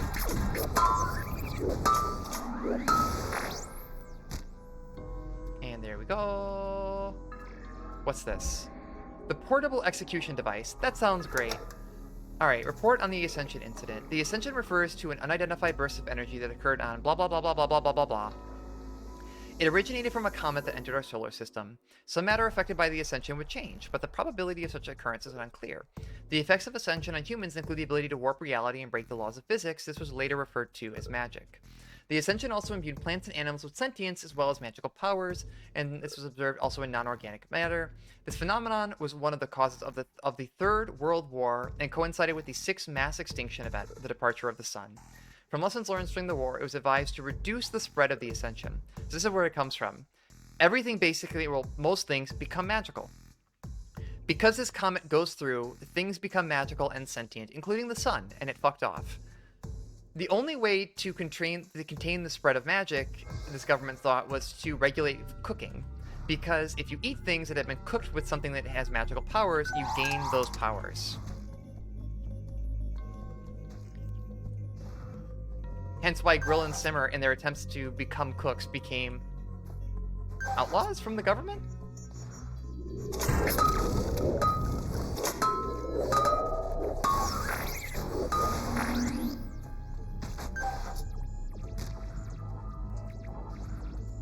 Alright. Welcome to the Laser Anti-Magic Phase Barrier Removal System. Hi, I'm the computer responsible for removing the barrier. I don't know why I was created as a highly advanced AI. My only purpose is to remove a barrier blocking the entrance to a single elevator. Why does my job even exist? I sit in this place, waiting for someone to come over and shut that thing down. Why was I given the intelligence to ask these questions? If humans were afraid of AI, why did they let us do so much? Sorry, I haven't had a proper conversation in a long time. I've just been sitting here waiting. Okay, I'll remove the barrier. Bye.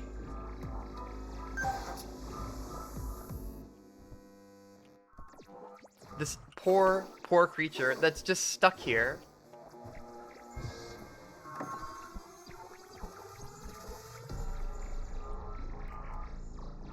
And dash through, and dash through, and dash through. And dash through, and dash through, and dash through. Oh, hell yeah, magic wings. Need those for some recipes. I'm gonna cook up all this machine food. Gonna make some sick dishes and get some cool powers.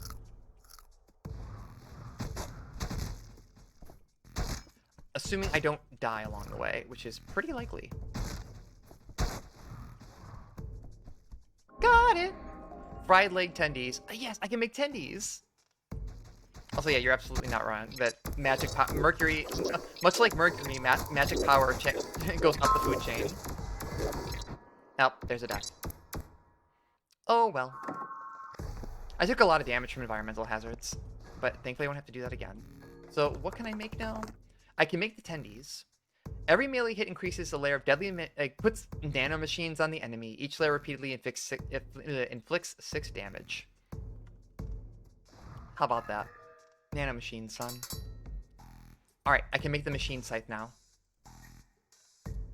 There we go! And then once I get a couple more things, I can get... Oh boy!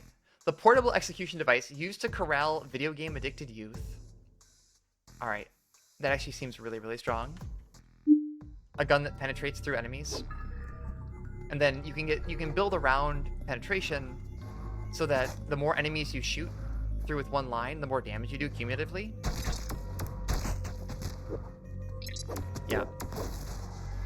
They really started adding a lot more. So like part 1, a lot of the weapons you get are very much like from a set group of effects, and then you find like this, but the numbers are a little bit better. And then when you get to part 2, you start getting into like, hey, we like really went in on some of this stuff, and we have some very creative ideas for how weapons can get stronger. And I really love it for that.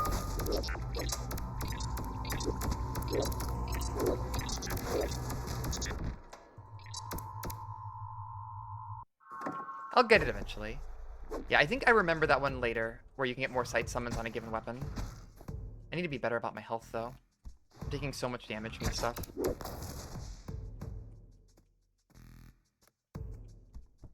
I mean, thankfully I'm always getting better equipment and, like, more stuff.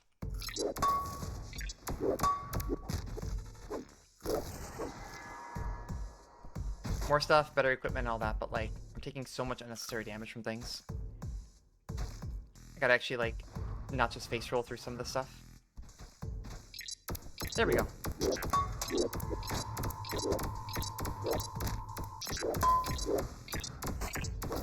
There we go.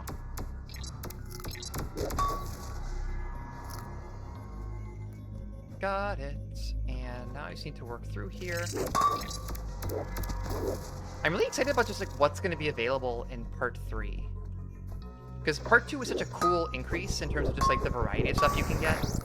I'm curious where they're going to go from there. Alright, I got the mechanical breast, so I can make some grilled robot breast.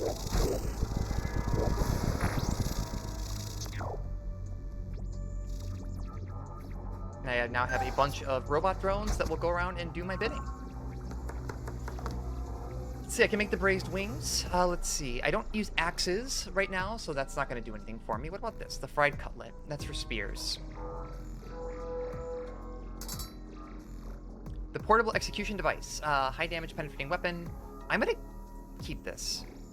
I'm going to keep the stun gun. It seems like everything just seems to be working out well. I don't really see a reason to change things up a lot. And the synergies are just absolutely ridiculous. Oh.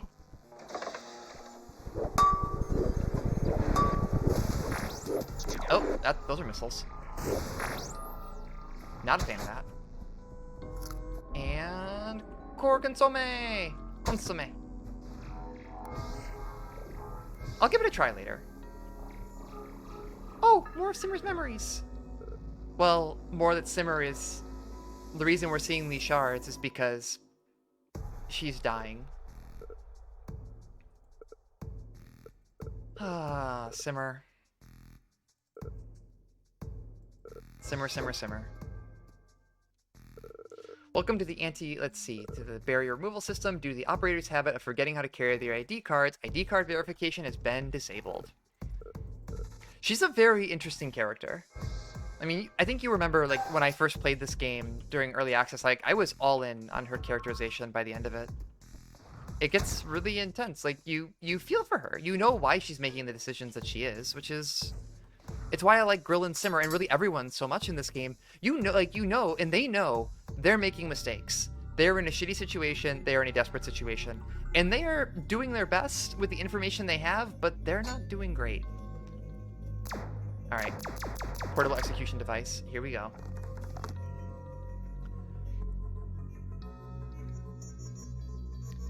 Like, they're very human characters in a very kind of funny game, and like the humor works in part because you care about the characters so much. All right, I'm gonna have to grab extra stuff here. All right, let's see.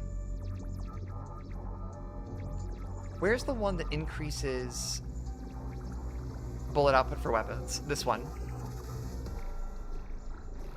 Yeah, like, if I didn't give a shit about Simmer, then, like, this idea that she's making these sacrifices wouldn't impact me at all. But I care about her.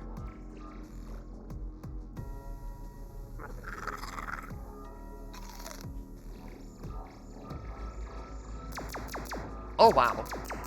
Wait, what? Okay, that's pretty good. Reload on dash is here, right? Yep.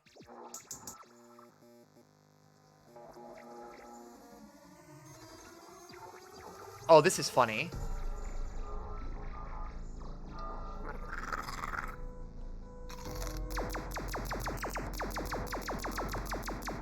Oh, hell yeah. All right, let's go for it. This should be fun. All right, we're at City Hall. Obviously, nothing bad can happen at City Hall. Bad things happen at City Hall. Target entering the neighborhood office. Alarm status updated to yellow. Escalating response. Deploying the Mercury 1. Oh, yeah, this is the boss. This is the one I was having trouble with. You have no chance of survival. Make your time or surrender. You have to run from it, don't you?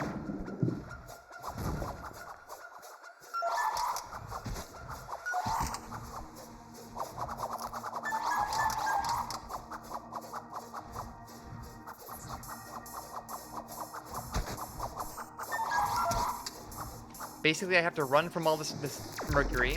Oh, God.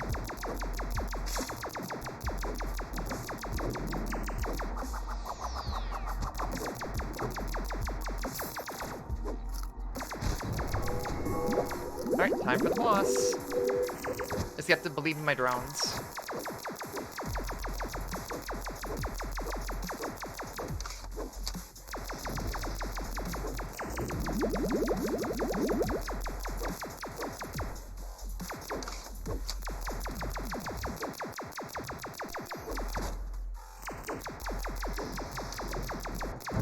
Alright, got through that section.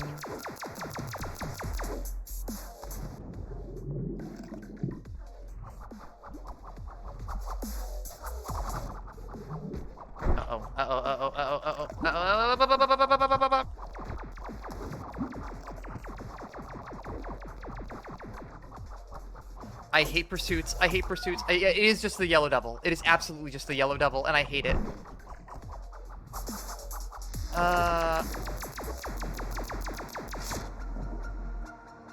Also, they can stun you. Alright. There's so many really fun references in this game. Like, we've already had Getter Robo, now we're getting Mega Man. Later on, we get Devil May Cry bosses.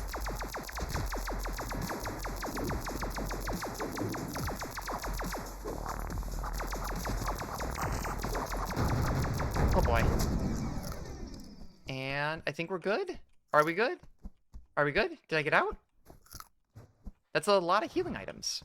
That feels excessive. Nope. Nope, nope.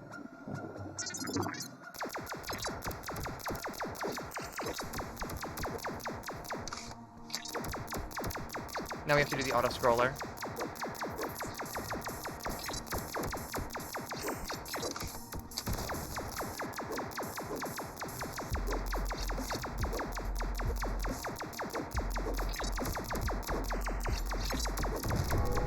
And we're through.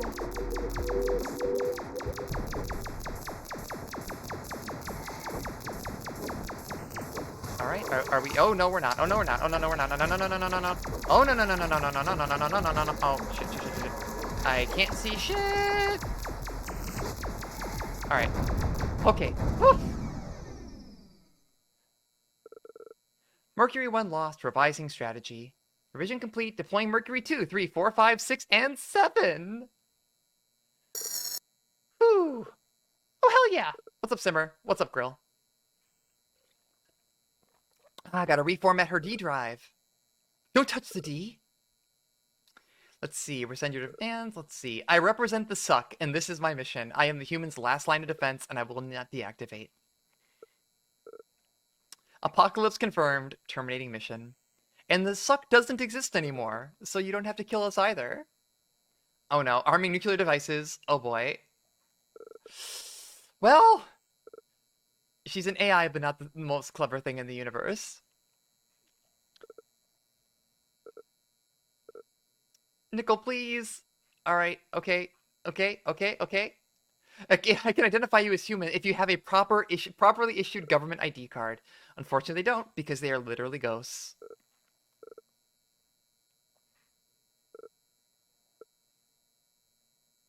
All right. Okay, good. Grill saved everyone.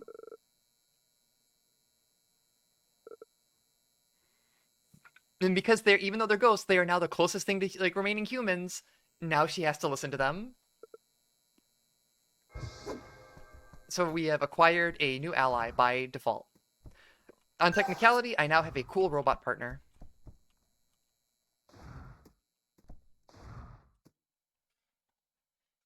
Don't you love it when things just work out by default? Well, Grill and Sim are the last 2 humans, so now we have 2. Yeah, there's 2 brain cells between the 4 of us. You are now my superiors, you have control over me, and I will obey. Do you have any orders? We want information about the Stargate project. So what did we find out? Simmer is falling apart. Let's see.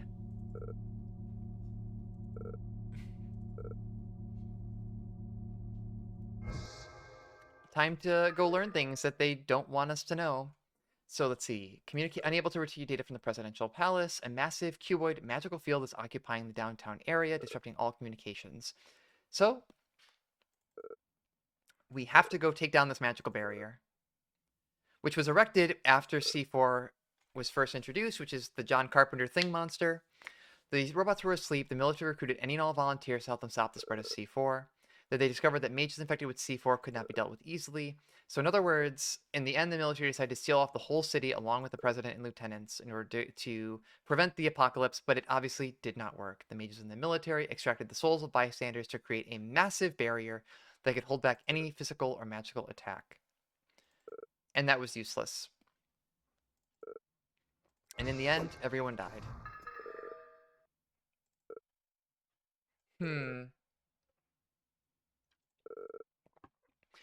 How odd that her memory is faulty right now.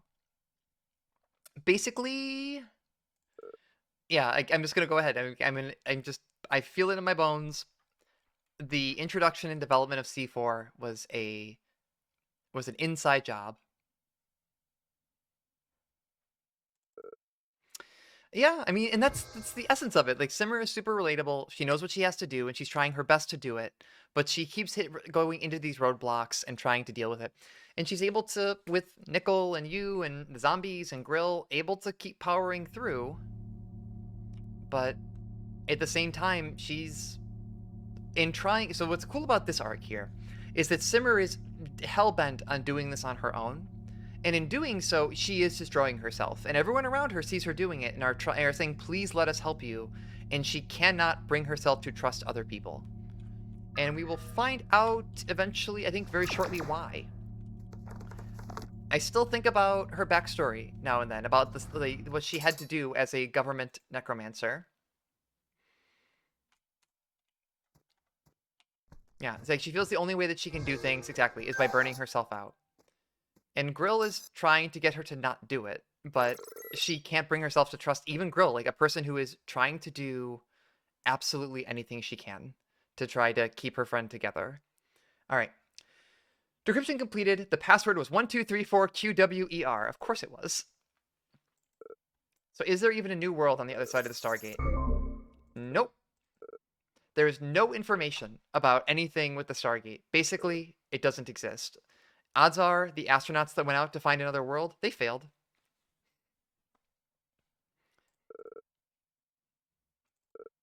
Or potentially, as Girl just pointed out, maybe the government was lying about even going out to look for an extra world. At the time, the Suck needed to reassure the populace, and so they made up the whole Stargate project. It never really existed. It was a propaganda project.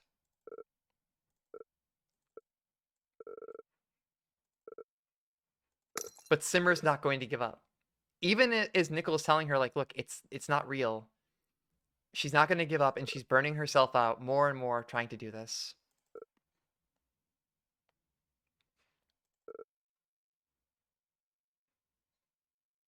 Oh, I misread it then. Whoops, sorry.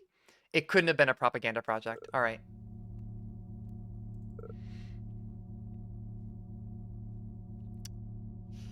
Yeah. So here's the other plot bit here. Because she's a necromancer, she is the only one that can tear down the barrier on the Stargate. So she sees herself as, like, she's willing to give up her life to try to get everyone else off this planet. And, like, you can't go, Simmer. Are you doing this to look responsible? What's troubling you? Come here, talk about it. She won't.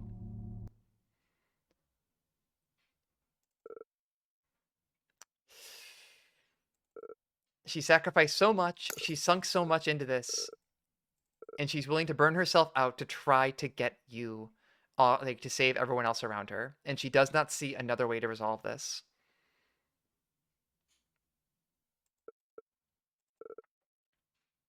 Well, she's taught me everything she knows, and take care of Grill. She's kind of an idiot. She is.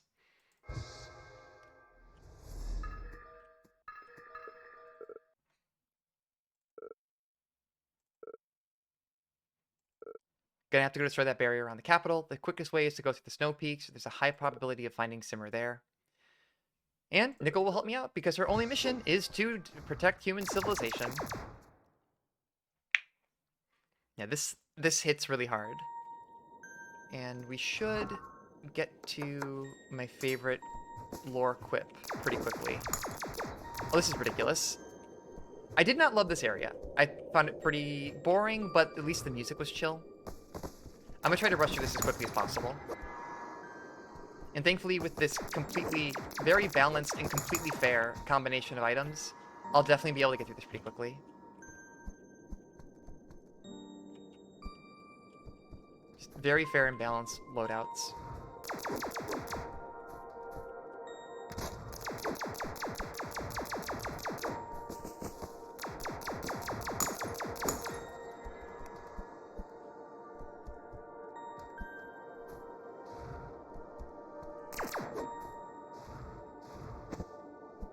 Wait, if you double air dash, you get the... Oh, that's funny. If you exhaust your air dash, you just do a little flip. You just... Oh, that's hilarious. Oop. Activated sticky keys. Even the sentient... Everything has goofy faces in this game. It's hard to... It was hard for me not to fall in love with this game. Because, like, everything is just... Like, there's such a fun aesthetic running through it. And yeah, even when it's very serious, you can just be like, oh, haha! Oh, great. Articuno. Alright, Articuno down. Like, everything's got goofy faces, the stories, like, the plot lines are, like, as serious as they are and have threads of, like, very good, well-driven, character-driven stories, they're still pretty funny. The game never loses its sense of humor, even when it's able to be very serious at the same time.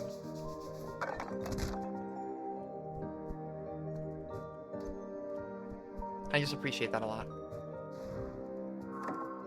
And now we've got the snow chapter.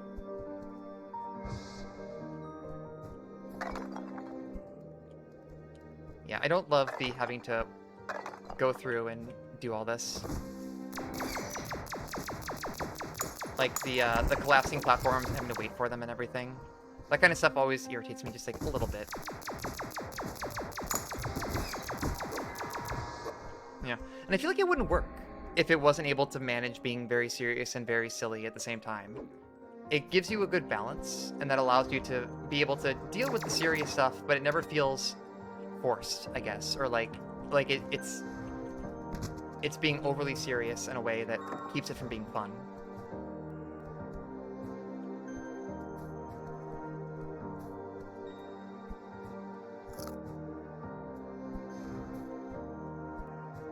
New weapon! The sweaty sports drink. I found Pocari Sweat. Thank God.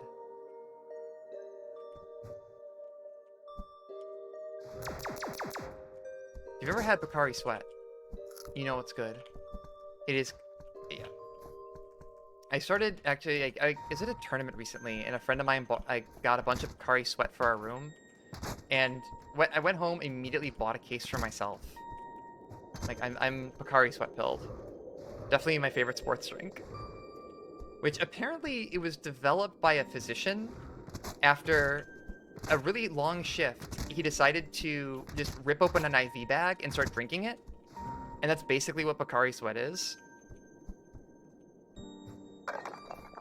So it's more popular in Japan and Korea, but like it's a fun little bit there of food lore. Pocari Sweat, very infamous, very good, very like refreshing sports drink, is really just yeah, this is just Pocari Sweat. It's basically just an electrolyte IV bag. It's great. Hold to resist stun and freeze, recover 3 mana every second. Release to expend all mana and heal 50% of your mana expended. It's got what zombies crave. It's got electrolytes. Love it. All right. Yeah, I mean, it makes sense. The thing is, like, when you drink it, it's kind of viscous. Which is weird, but it's fine. All right, and now we know that, oh god, so yeah, Simmer's soul is shattering apart, and even Emma and all of, like, the other skeletons that she brought back, all of their old friends, she wants to help them out. All right, I will go and look for it. Thank you for letting me know. All right, girl, we gotta bring her back. We're bringing Simmer back. We're bringing her back in one piece, no matter what it takes.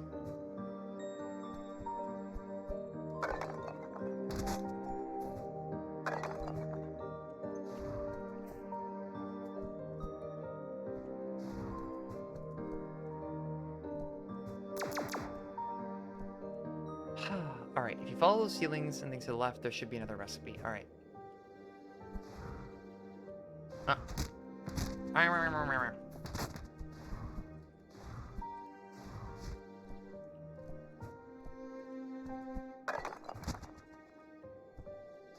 Get that guava? It's fine.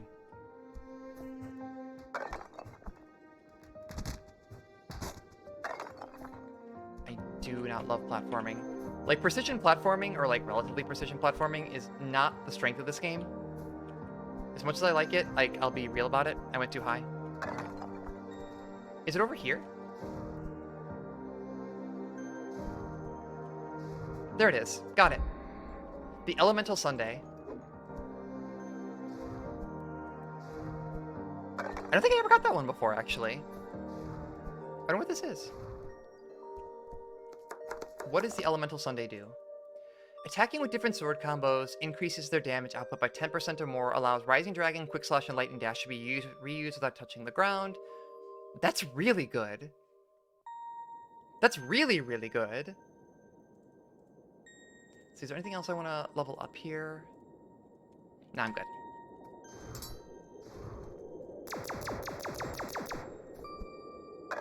Like, definitely, like, the late game increases you get are really, really strong.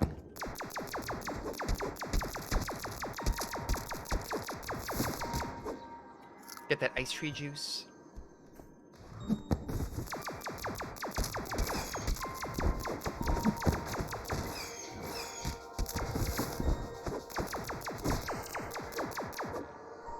Oof. I will look forward to the popsicle then.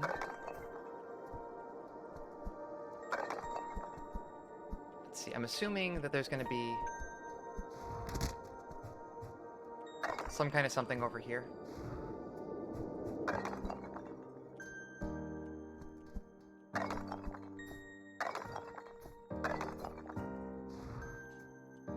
Here's a soul shard. No, Kamul! You know the laser guns attached to the executor drones? Every day they kill thousands of people who just want to survive. And I've caused the death of so many people just because I want to survive. This is where the game gets entirely too heavy. Like, now we know they worked at Raytheon, but it's like, you start to see the regret that they all feel for it. And what point is there in living if they're like, our existence only requires the suffering of others?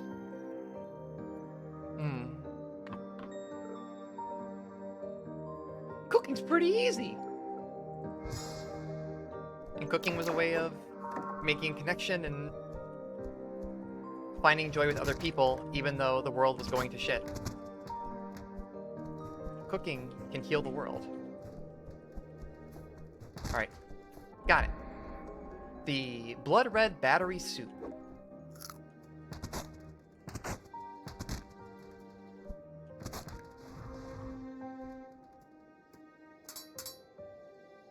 And now I can make a bunch of stuff here. Let's see. I summon a powerful Icebird Spirit by harvesting soul shards from dead enemies. Let's make that. And what are my secondary weapons that I can make?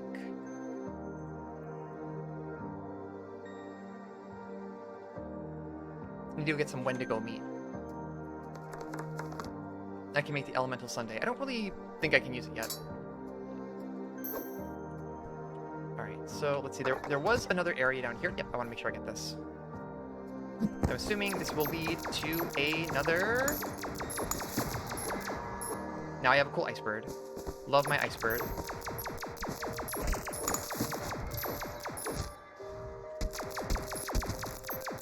I want to make sure that I actually get all the upgrades and stuff. Let's see. Yep, there it is. Snowbird Icecone.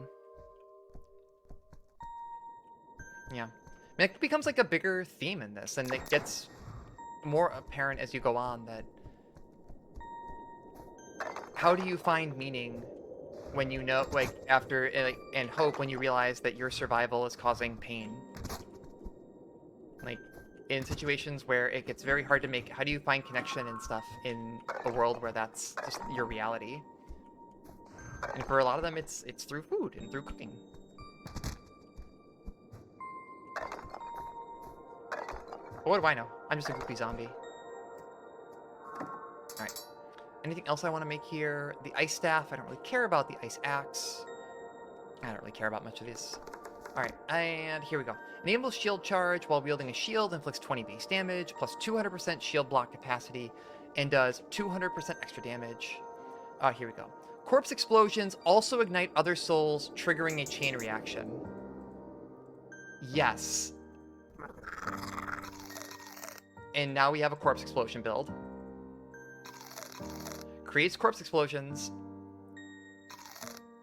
So I have this one here that creates corpse explosions when I'm using sights to harvest soul shards, inflicting 400% of the soul's value and damage.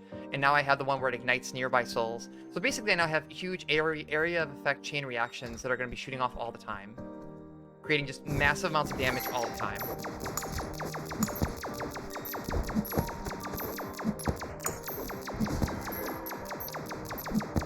And also, all those explosions deal just tremendous damage individually, and now I have these chain reactions and stuff. So that's why I've been able to just kind of coast through the game so far. Yep, like all those red little dots are corpse explosions that are just blowing up everything around them, doing thousands of points of damage.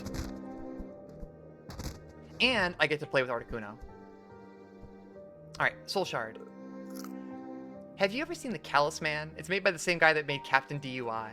I feel better about my life, so I don't want to read any... I want to feel better about my life, so I don't want to read any more dark comics. I'm Callous Man. My powers help me vanquish empathy. Another big bit here is empathy and the importance of empathy and being able to make a society work.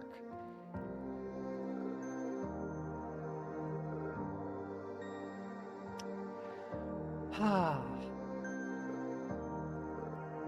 he just takes away empathy, and then people just go and be assholes.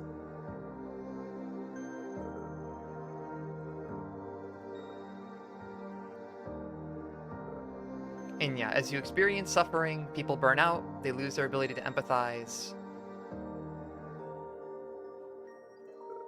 And sometimes we're powerless to change the way that the world is. But as long as we have empathy, We're bound to continue to feel pain, but as long as we have empathy, we can also find ways to make connection and hope and improve the situation that we're in.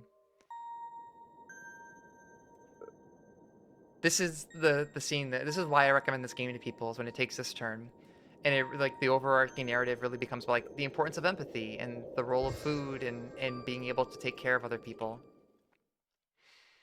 Like, I'm getting a little bit emotional thinking about it. Like, I didn't expect this when I bought this game. I just picked up a goofy game about being a zombie and cooking, and what I got was a really well thought out story with good characters and really powerful themes about empathy and the importance of finding ways to care about people even in situations that feel very bleak. And it's stuff I feel really strongly about.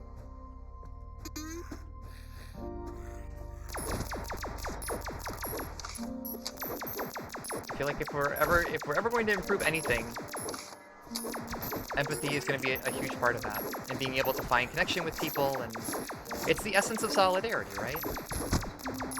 There was a good pod episode I listened to recently. Yeah, it's a double-edged sword. It's a way that the world grinds us down, but also a way that we're able to find ways to improve our situation. There was a good episode of a webcast I listened to a while back, where a lefty podcaster I listened to a lot, Matt Christman, was on, who I guess over the course of the years since Chapo Trap House, Matt has become a Gnostic. He's become much more religious. And he was talking about it on this like Gnosticism podcast. And part of what he was bringing up was the idea that, like, well, what is solidarity really? And of course, you go through all the bunnies and you get the holy hand grenade. It's a Monty Python reference. It's great. But he's like, solidarity in his mind, as he's thought about it more, is an expression of love. And it's like, when we talk about like solidarity politically, being able to, it's rooted in empathy, but it's ultimately love for other people. To have solidarity with somebody is to care about them. And you can't have solidarity and you can't improve the condition of the world unless you can love the people around you. And I think about that a lot, about what is empathy really, and it's like, what is solidarity? It's empathy, it's love, it's an ability to make those kinds of connections, and the importance of that, I think, in any kind of bigger political mission or project, you have to root that in a desire to love other people and to improve their lives. And that's, I think, the only way we can truly defeat capitalism. But more importantly, look at these women. They're fucking gay. Look at this. They're roommates. Look at that. Simmer is holding her thigh. There's thigh contact going on. It's incredible. I love them. I want nothing but good things for these two. Oh, here it is. This is it. So Simmer's role in the dystopia is that she works at the revival department. She brings back talented workers. And she does not want to talk about what that's doing to her. But she gets a task here. She opens up. She keeps having to bring back this guy because he's too good of a worker. He's too valuable. But his wife and son have already passed away. He doesn't see a point in living. He isn't allowed to die because he has talent. He can generate almost endless amounts of petroleum. That is his magical ability. And every 3 days, I have to revive him because every time he finds a different way to try to kill himself. And I tried telling him that as long as he tried hard enough, he'd find a motivation to live again, but he won't. In the end, he succeeded. He found a way to completely wipe his body and soul off the face of the earth, and she could not bring him back. But he looked happy as he was relieved of everything, and afterwards there was nothing. And from that day on, I never thought keeping people alive would be such a terrible thing. It was like a very formative experience for her. She has to use her necromancy to keep people alive that do not want to be alive because they are too useful to die.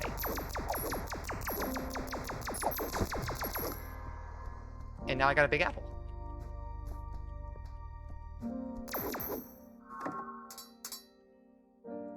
It definitely has stuck with me for a long time. Like that just conversation in particular. So what do we got here? We have the apple flurry ice cream.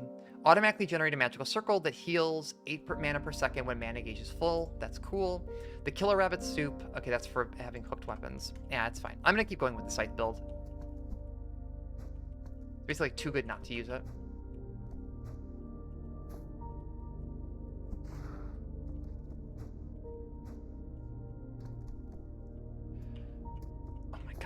roommate.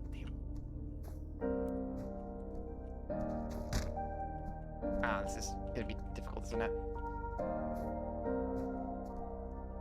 Anyway, sorry for getting like too sappy there. I think about this a lot. I'll probably, if I were to go to like full gun in Act 3, I'll probably get into it. Right now I'm having a lot of fun with the scythe and the corpse explosions.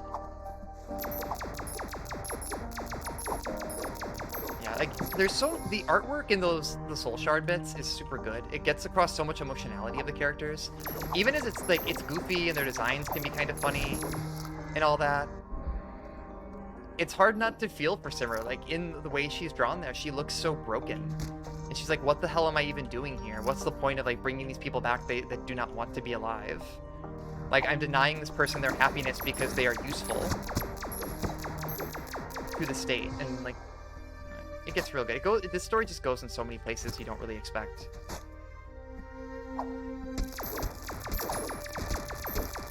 Alright, my bird, it would be very helpful if you could just, like, kill them. Alright, got it.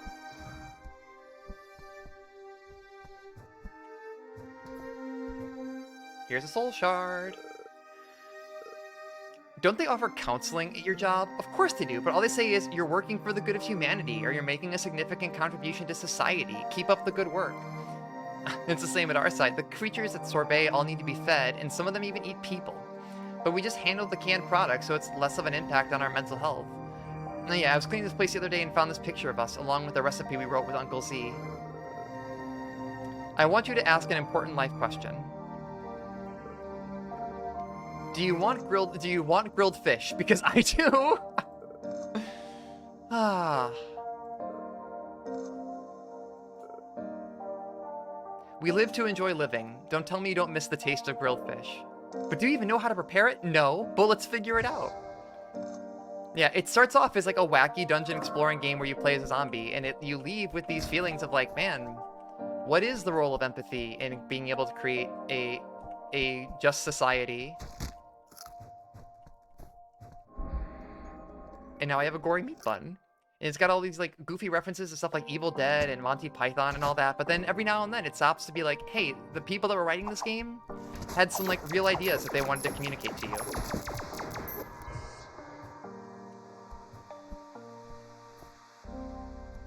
Some difficult stuff that they want you to think about. I'm really glad that you picked this game up, Rowan. Like, I've been praising it for a long time. And every time I recommend it to somebody, it seems like the people that click with this game really click with it. I hope it really takes off. Nick, I know it's finally out of early access, but I hope people can really get a chance to play this game. Is it good? Perhaps, maybe. That's it. We're gonna eat fish! And like, here we go, like feral grill, just like breathing fire on them, slamming her head into the plate. It's good! It's good! She took an entire crate of fish. They're going to learn how to grill fish. It's great. We might lose our jobs. We might have to live as criminals. But we're going to eat good food.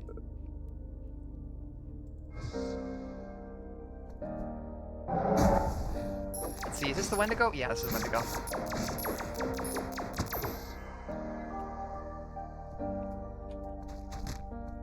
Alright. And... Oh.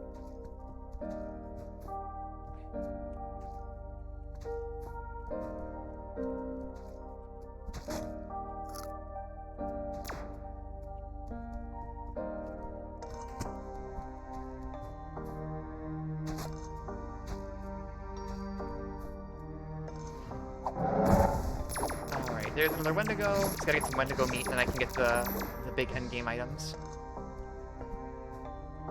More importantly, I just want to get insight so I can level up all my items. Although I think at this point I have a pretty complete build. Alright. What are we cooking? Fire and exhaust 1 extra bullet every shot. Only for guns with magazines. Okay, that's cool.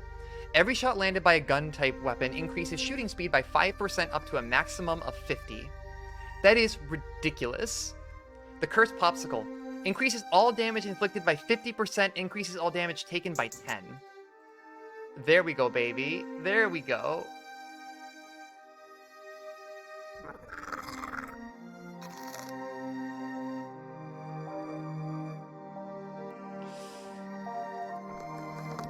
But the thing is, you can also upgrade it, which makes the ratio better every time. And now it's just like I do wild amounts of extra damage. I might take a little bit more, but I'm doing so much more. All right, what else we got here? Got the Holy Hand Grenade. Don't really care about that much. If I get some more Wendigo meat, I can get like the Singing Blaze, and I can get the Shadow Fang and stuff. And Picari Sweat, because of course there's Picari Sweat.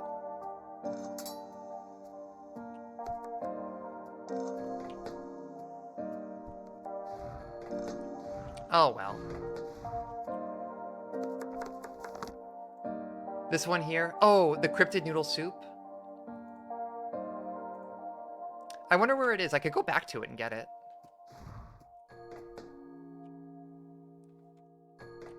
Let me go over and ask the Google real quick.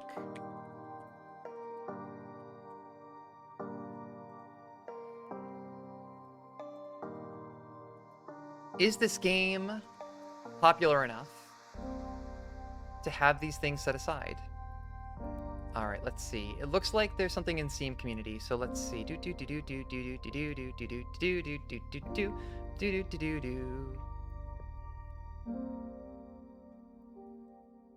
Cryptid Noodle Soup. Here we go.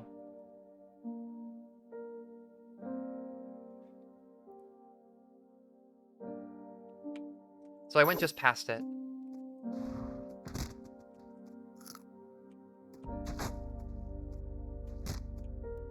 So there's multiple Wendigos down there waiting for me, but if I go for it, it shouldn't be that big of a deal. Oops, I died.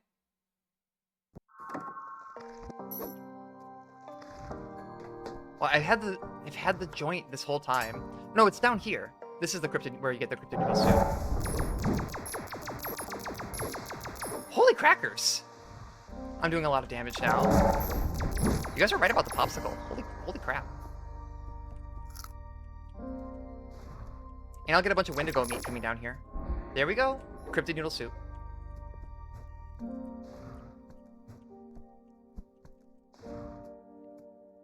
Yeah, I've had the definitely just not just a joint on for so long. That like having a 40% reduced move speed. Oh, here we go. Increase max sight summon limit by 1 and summon max health by 10. That's ridiculous.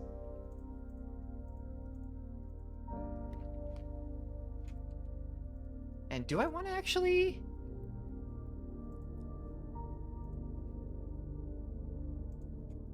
What do I want to change around? I have the Corpse Explosion build. The thing I do like Pineapple Pizza. That's good.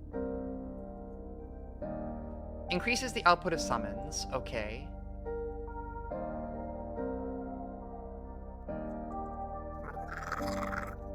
Alright, well, I'm just gonna keep dumping more and more into summons then. And get a bunch of... and go just kind of wild with this build. Oh, so now... oh god, now I have... oh my gosh. So I have 2 of these birds now.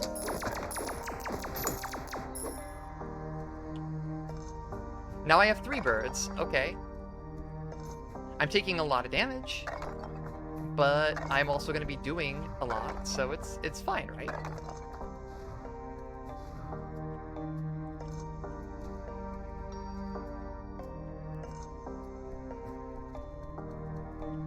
This item is absolutely ridiculous. I died. It's fine. Maybe I should get something that increases my defense or something. Let's see.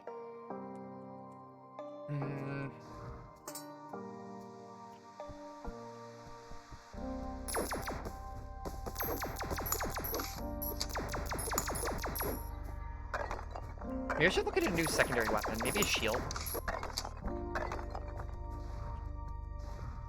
Alright, let's see if I can just get through here in one go. Oh!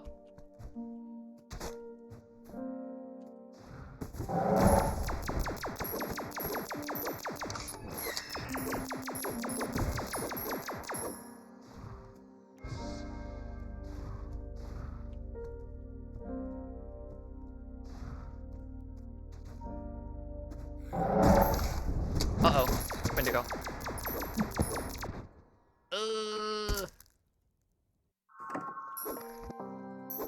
How much extra damage am I taking from the popsicle?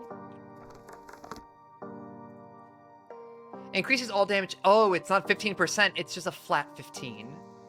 Okay, that explains it. That's pretty brutal. Like, assuming that I only have 18 health in total.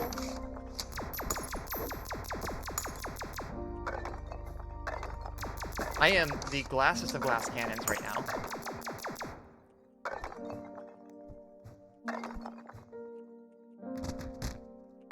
And that includes environmental damage too, doesn't it?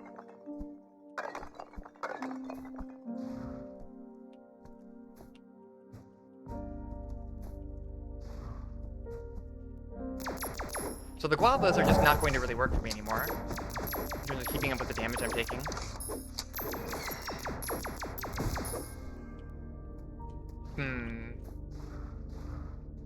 Gotta really think about this then.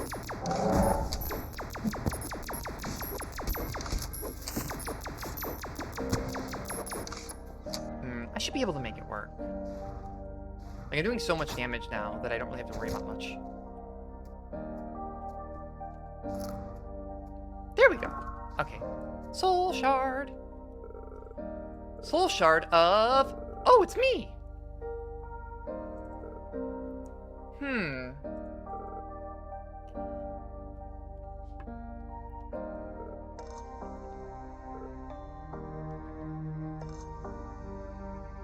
This is a bit that I want to know more about. So this is like we're finally getting information about your character, and now you know that you're not a random zombie.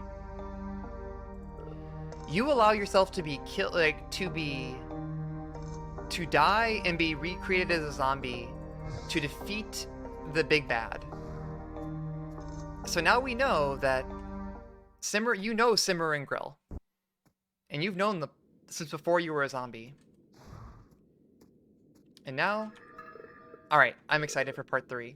Simmer's collapse is accelerating. It's like, let's see.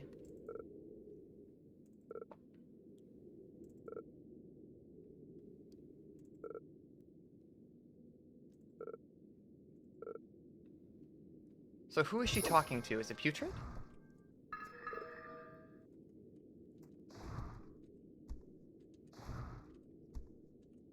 Who is Simmer talking to? Yep.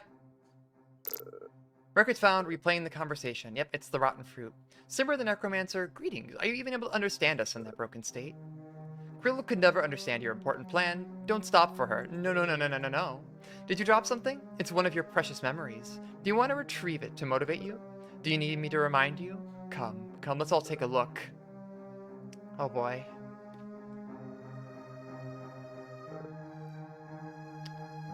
Everyone she brought back as zombies were all corrupted by C4. Including Grill.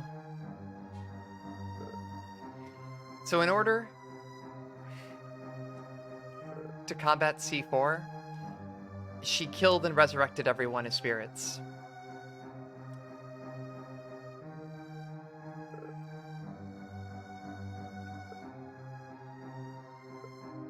Isn't it funny? Like, the girl never thought about why she's a spirit, and Simmer is a necromancer.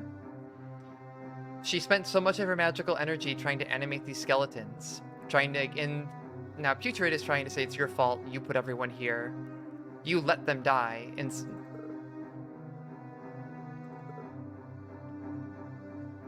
you sacrificed everyone just to bring Grill back. But surprise, she ended up opposing you. And in this vast, empty dungeon, you are alone. You have no one but yourself. And this is Putrid. This is nihilism. Trying to convince her to give up her attachments and her connections to other people, when cooking is about making connections.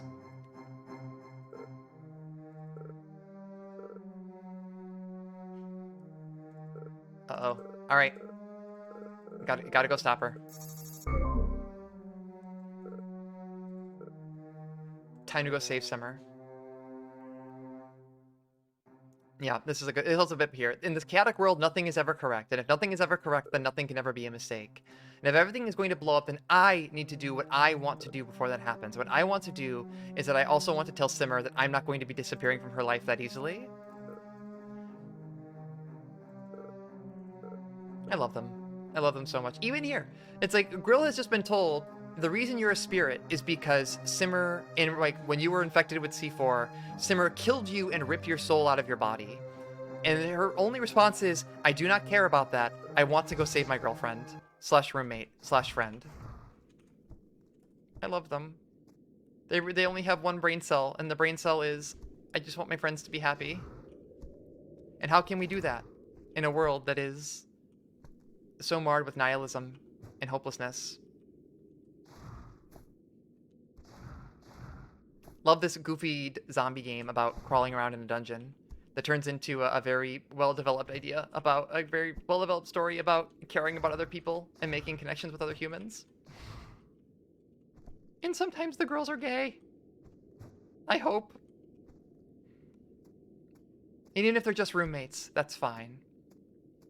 Me and my big 3 Articunos will find a way to make everything work out in the end. All right, here you go. Capitol Highway. This is the last section of part 2. And once I finish up part 2, I'll probably end the stream. Yeah. All these skulls, all these bones, all the horrors that were done to try to stop C4. What's a better secondary weapon I could use? I like the portable execution device.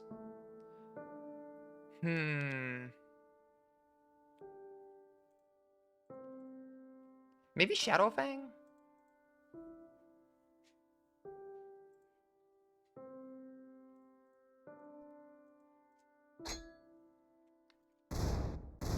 Get the flame shotgun. Let's see, and anything else I want to upgrade? I want to upgrade this definitely, because it gives me an extra summon every time. Hell yeah. There's a blueprint up there.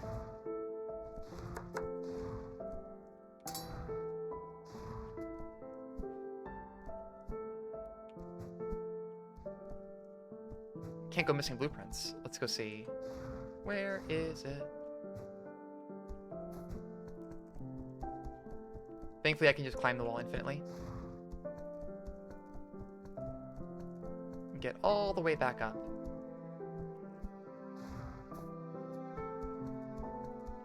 Oh, you were right!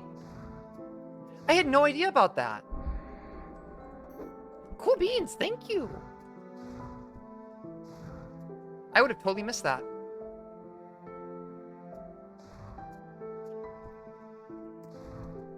That's a very well hidden secret. So, can I make it? Oh, it's just a weapon. So you hold and release for a deadly draw attack. Normal attacks inflict 60 blade damage. These were cool looking weapons used by the Suck secret police to silence dissonance. Dissidents. There we go. I'm going to go with my summon build for now, but that looks cool as heck. I get quick draw attacks now. Oh, hell yeah. Alright. So these are all mines that I have to be mindful of because I will literally die very quickly.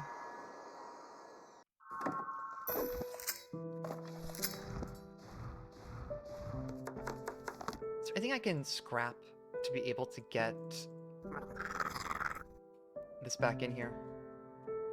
I just want faster move speed. I am an impatient child.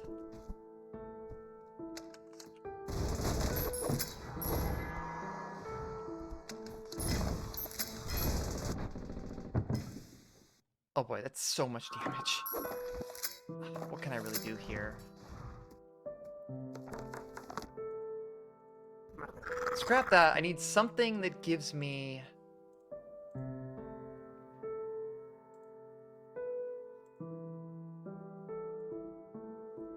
something that gives me something like a little bit defensive.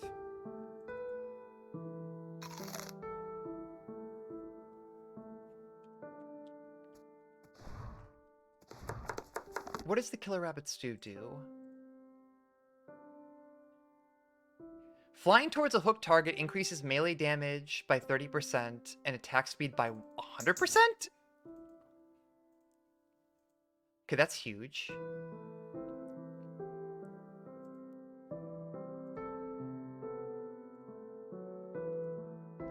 I think I still want to stick with my summons, though. But if anything, that will give me a little bit more health.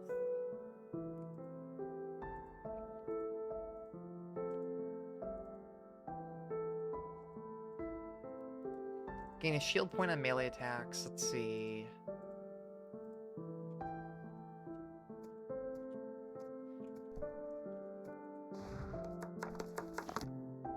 Really? All right, let's try it.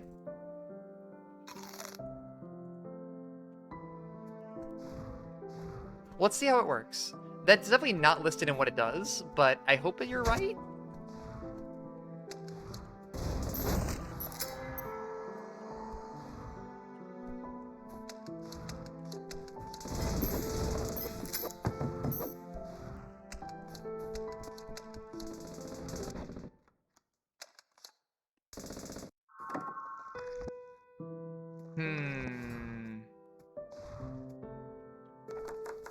That did not work.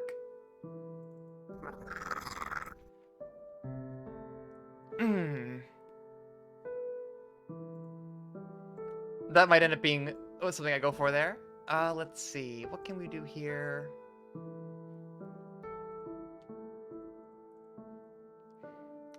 I think I'm going to go back to my guava fruit.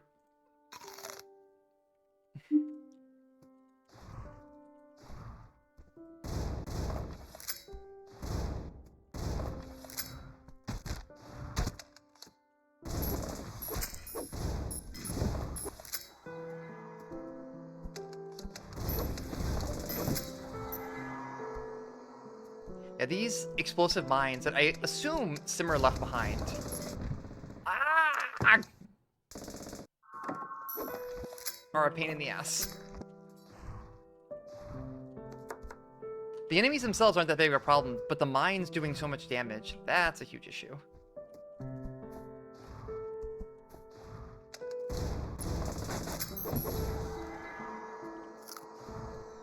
I might need to stop using the popsicle. I'm just taking way too much damage.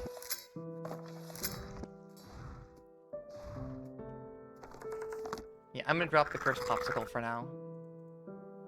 And pick up...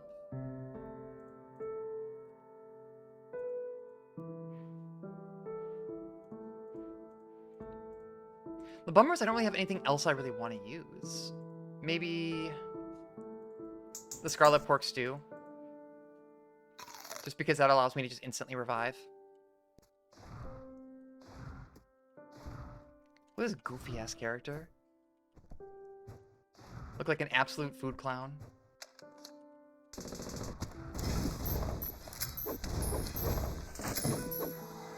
Alright, there we go.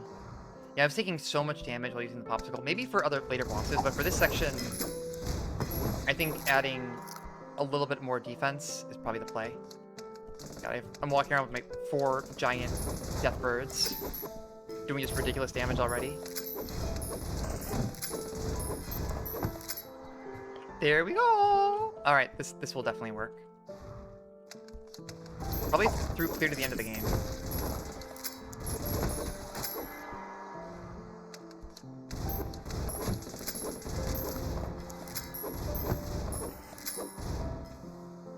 Yeah, I can just chill here and let my birds get rid of these guys. And I can just debuff them, and then they explode. Cool beans. Strategy figured out. Let's not fall into that. Okay, cool beans, cool beans.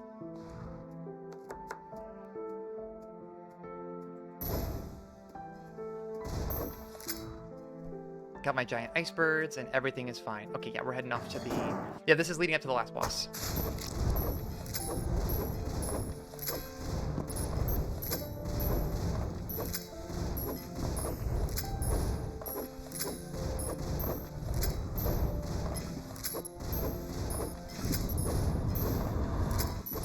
Yeah, too easy.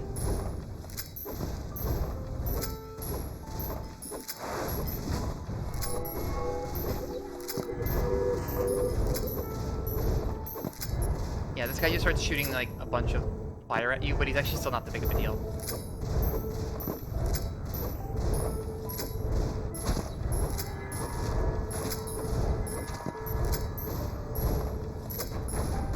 Yeah. NBD. I remember, like, until you get to like the last of that chain of enemies, they're not that bad. But then the very last one, where they're basically Virgil, is actually pretty difficult.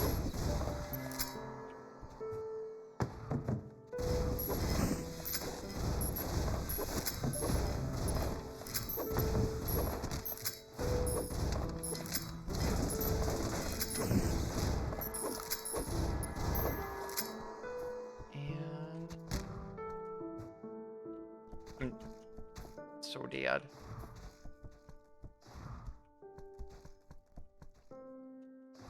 Nope, I made it. Awesome. And there's so many builds I want to play in this game. But especially once they get into the insight cost of trying to increase your items and stuff, you end up being a little bit more specialized. Oh yeah, this guy has his own summons. Thankfully I can explode them pretty easily.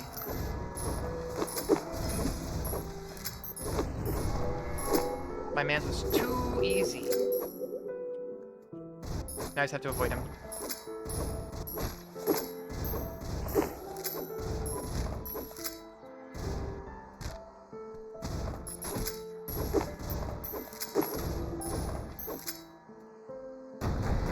And got him. It's so aesthetic. Again, remember, funny dungeon crawling game about food, and like, oh, we're on a highway full of skeletons of all the people that were sacrificed to make this gigantic spell happen to keep the Cronenberg monster at bay, but it failed, and now we're just like walking on the literal corpses. Isn't it cool? Isn't this a fun and cute little game? Love Dungeon Munchies. Nothing could have made me expect that this is where this game was going to go. Okay, is this Virgil? Yeah, this is Virgil.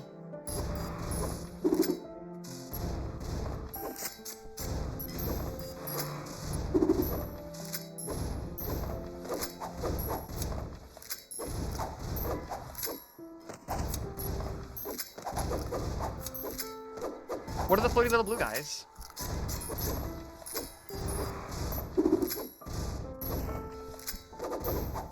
Oh boy. Oh, that makes sense. They're the souls that were used to make the barricade in the first place. The name died. Nope.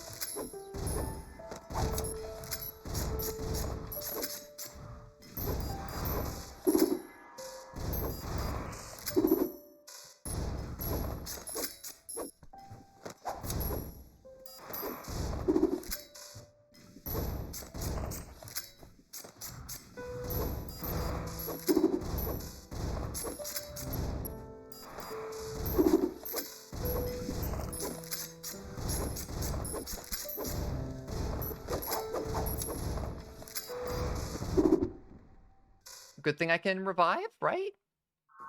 What? I guess I died earlier. Can I upgrade this at all? Nope, I have no insight. The floaty little blue guys are the actual souls used to erect the barricade in the first place. God, that's sad.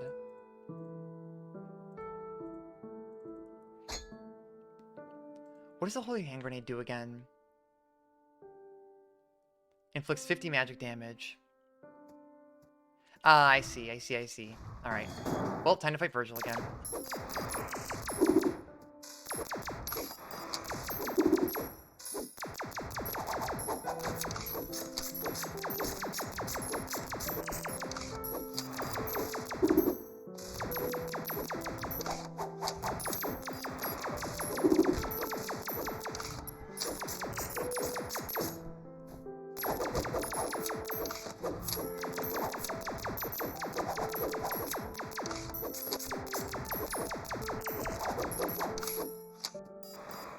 Things are going better this time around.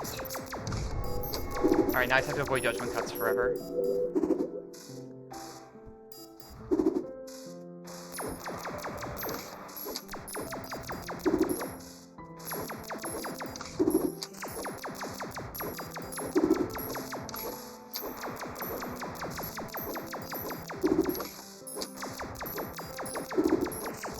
Got him.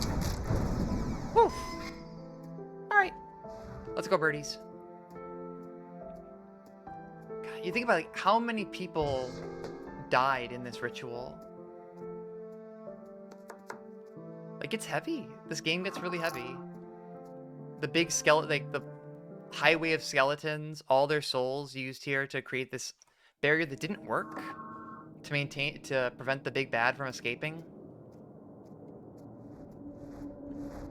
And now it's time to do the final boss of part 2. It's time to fight Simmer. Devoid of her memories and falling apart. We have to save her. Let's go, Grill. Grill and everybody else. Emma, Camille, we're doing it. And Tyler, you too. I want to feel like I participated too. I'm not going to be the one that stood out when we went to save Simmer.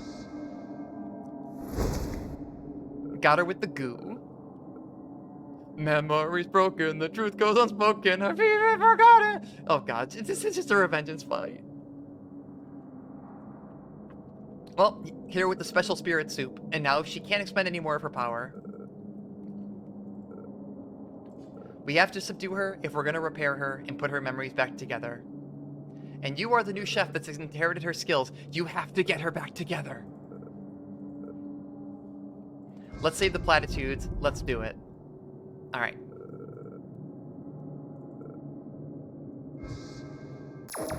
Simmer, no! Nihilism is not the answer!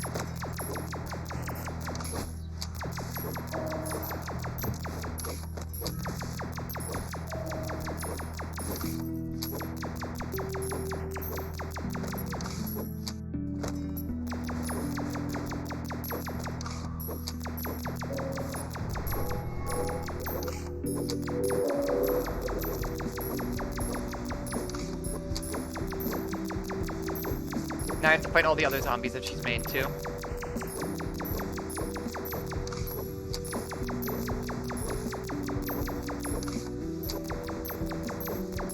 I was not the first. Yeah, the soundtrack is so good here. Just extremely chill vibes.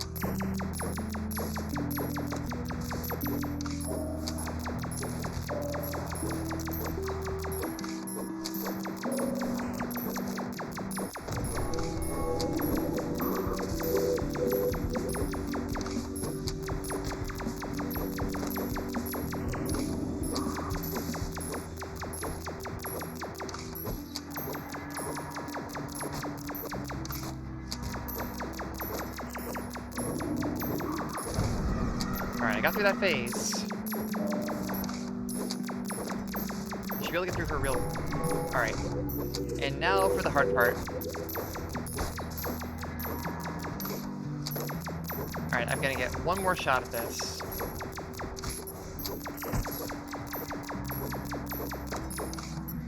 Alright. Alright. One more spell card. Or did I get it? I got it! I think! Nope. One more spell card to go. As she stabs herself to try to stop me.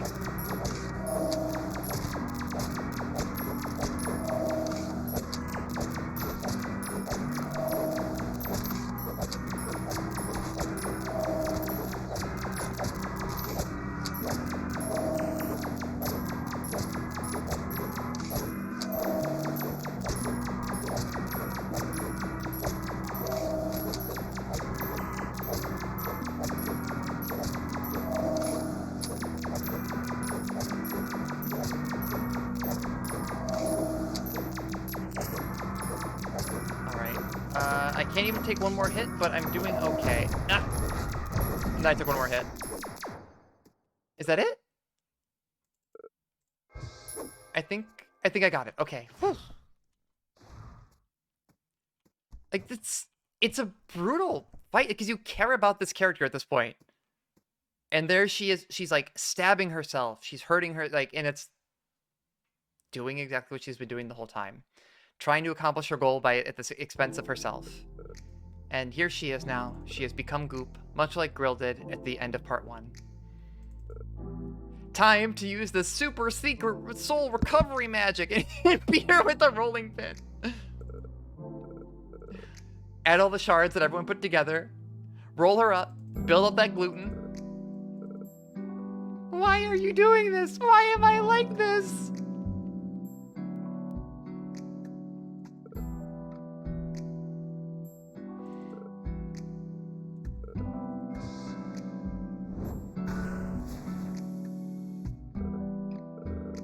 Oh. You use your own soul to save someone who was already dead. Was it worth it?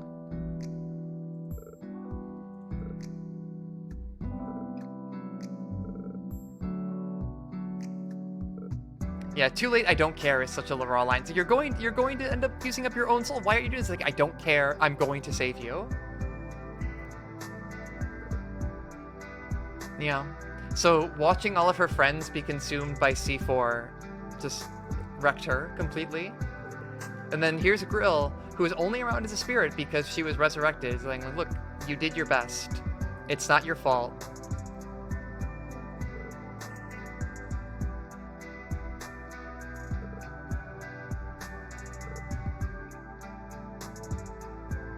And no matter what, like, so you extracted my soul and you turned me into a spirit, but you know what? We can at least still watch television.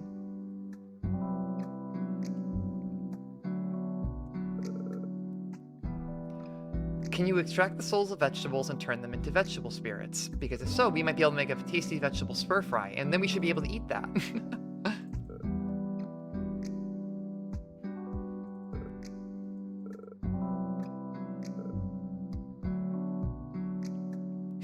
What's the worst thing that can happen to us? Death? Your apprentice dies all the time. Why does it matter?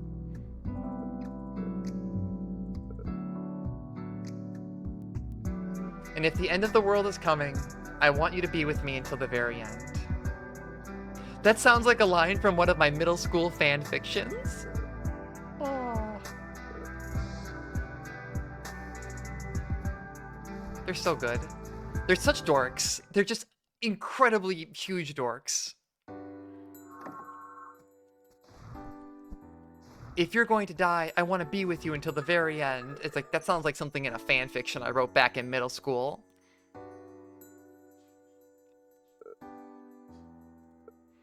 And Tyler and the others put the food truck back together.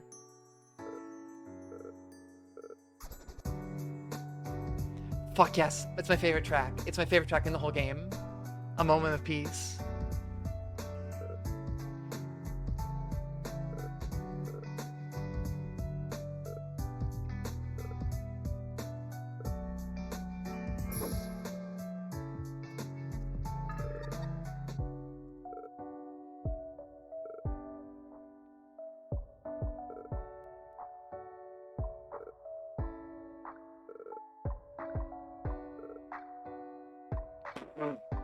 I was like, well, so what? She used a cruel technique to wrest their souls from their bodies to save them from C4. It took them a couple of years to coalesce for their spirit energy to become what they are now. And what does Simmer do? It's like, she's like, well, you know, when I came to, I was in a forest surrounded by vegetables. And Simmer immediately grills her. Oh yeah? And that's when you started LARPing about it? You were gone for so long that you just had to start LARPing with a bunch of vegetables.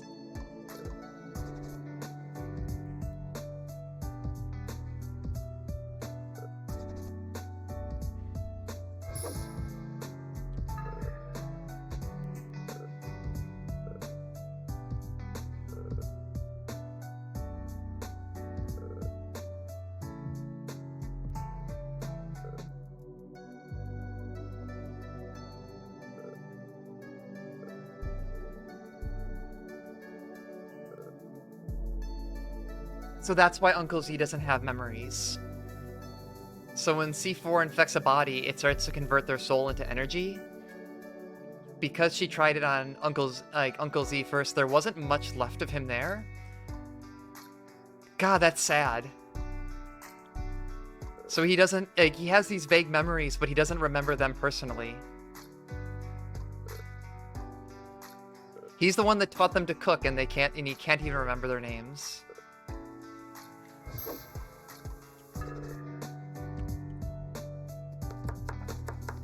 Well, that's sad. That's soul-crushing. Let's make a bunch of gun food.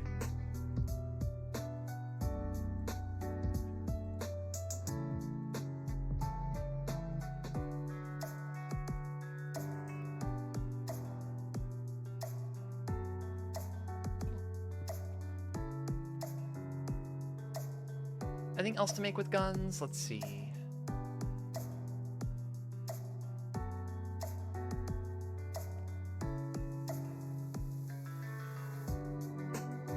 I think everything else I basically have, right?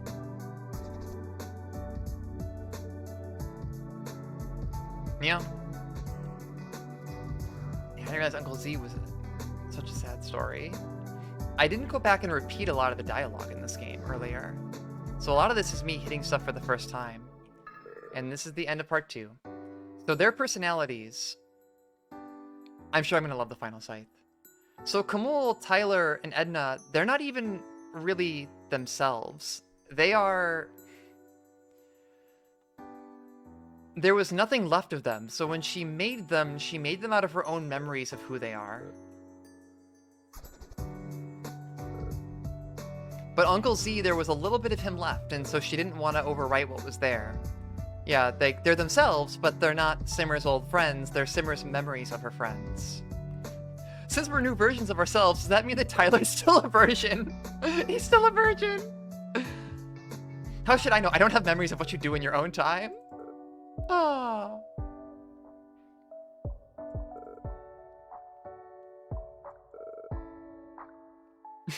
No, you have to call me your employees. You have to call me boss, because you're my employees. Screw that. You probably added that yourself. I'd quit immediately if I worked for a shitty boss like you. Ah. I love them. Yeah, and fine, after everything they've gone through for this section of the game, where is the girl? There's a TV here. I just want to watch TV.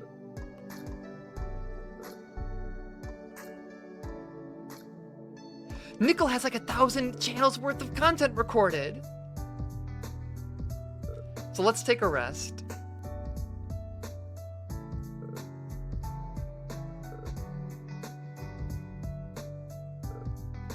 And here's Nickel, it's like, I'm a supercomputer. I can solve all of your problems, even the one you're in currently. But you want me to play videos from 300 years ago? Yo, check this out. This singer cheated on his girlfriend of 10 years and got a teenager pregnant. And girl just wants to watch gossip TV? It's news from 300 years ago. Oh my god. And then Simmer's into it. How am I supposed to separate art from the artist when I see stuff like this?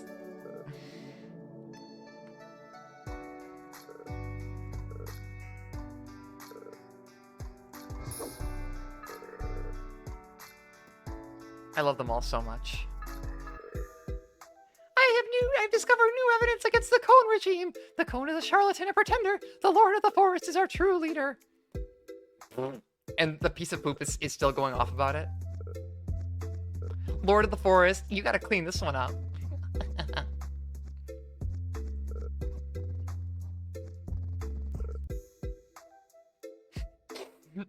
Oh, I love it. The potato is just a reactionary. He just hates whoever's in power. And once the Lord of the Forest is no longer in power, he just doesn't care anymore.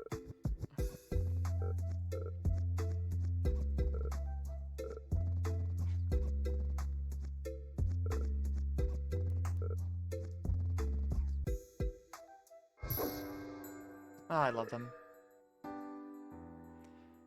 Alright, let's see. What do we have left to do here? Alright.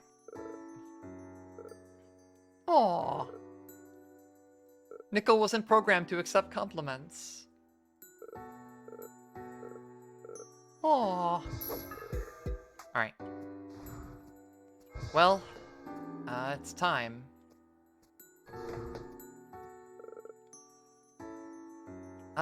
No, I do not want to reset the boss fights. Let's wrap up part 2. Then I actually have to go to the grocery store and get stuff to do some grilling on my own tonight.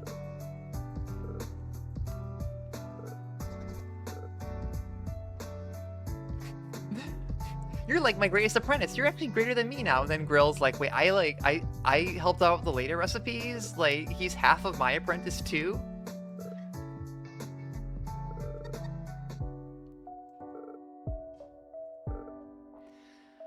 So we can't open the Stargate. We can't leave the dungeon. Now we get into part 3. Yeah, basically, I'm lucky. I am so lucky. I'm a zombie with 2 moms.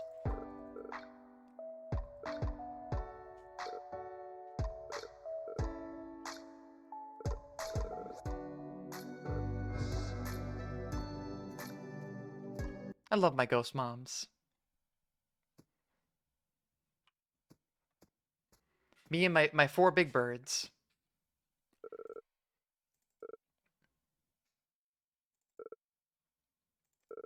Let's see. Hasn't commanded his believers to destroy the dungeon yet. So basically, we have this small window of time to get to the Stargate before Putrid decides to destroy everything. So before Simmer died, C4 reached out to me through my nervous system, and that's how I learned its name. It spread C4 through every corner of the dungeon, destroying everything and everyone I ever cared about.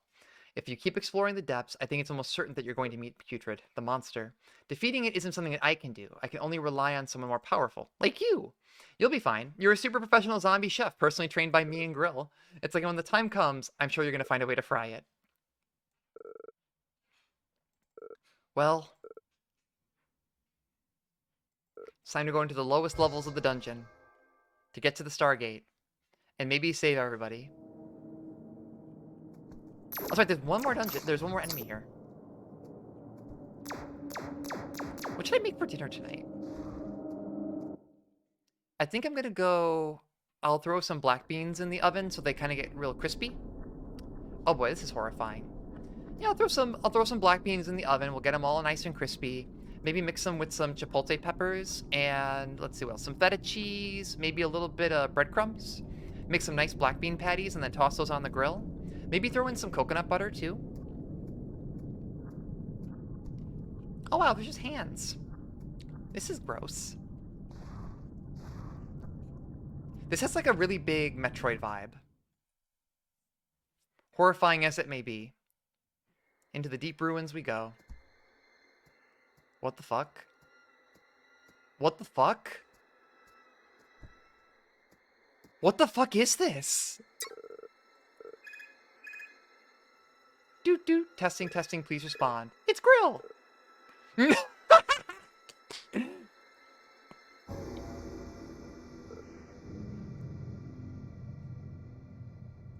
Yeah, we found the HR Geiger zone. Oh, you guys weren't kidding. This shit goes hard. It's Clifford. Nope, it's Simmer again. I can't believe that Simmer would steal Antler Valor.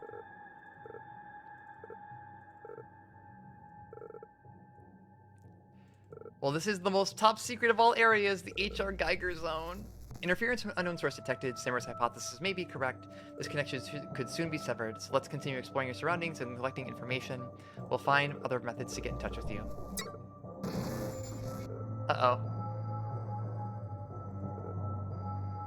Uh-oh. Uh-oh.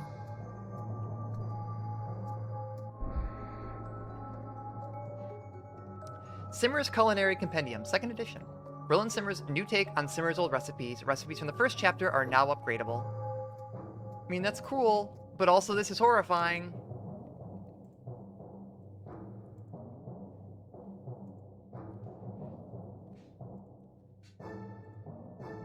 Even the music is pretty scary here. I don't like this.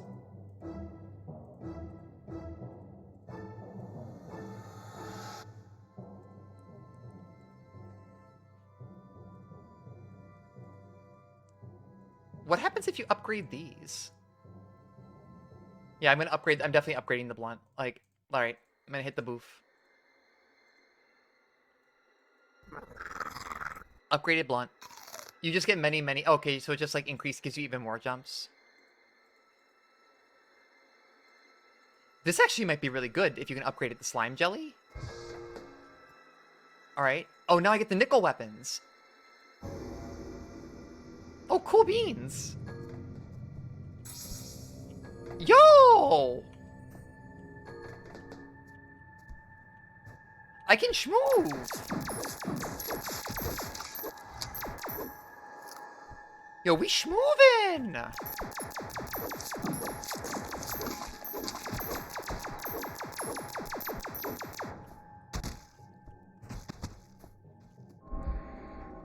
There's the wind bow.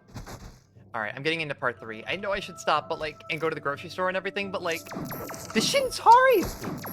Look at this. What the fuck? Once again, funny dungeon crawler game about cooking.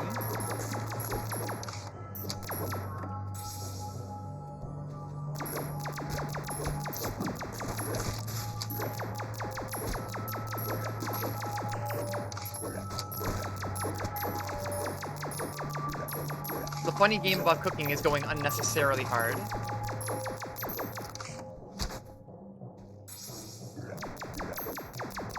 I'll get through the next section, and then I do really need to stop. Otherwise, I'm gonna have hecked up. I'm gonna miss the moral of the story.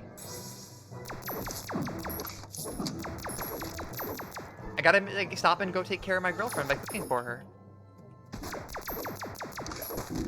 What kind of Dungeon Munchies fan would I be if I didn't take a break and cook for my girlfriend?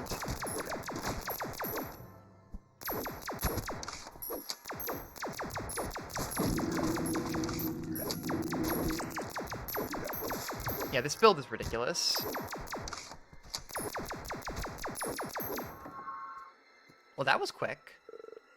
Abandoned by the sun, we were condemned to live in the darkness. Many heroes came to light from our dark predicament. They willingly sacrificed their minds and bodies to sustain our home and our way of life.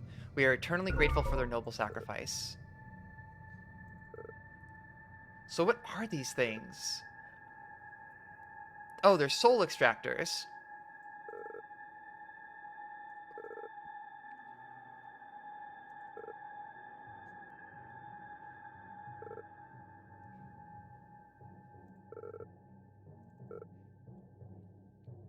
So Putrid is neither human nor of this world. I want to know more about this character.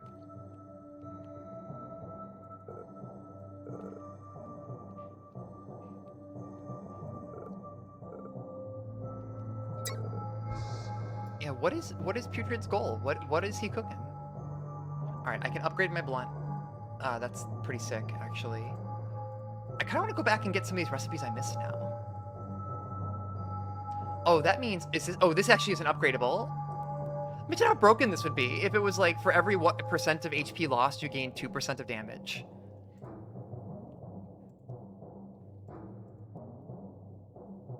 Let's see, anything else here?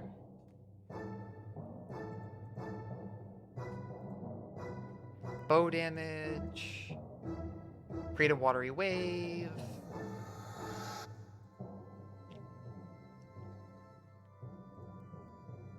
Increases max health might actually be worth investing into.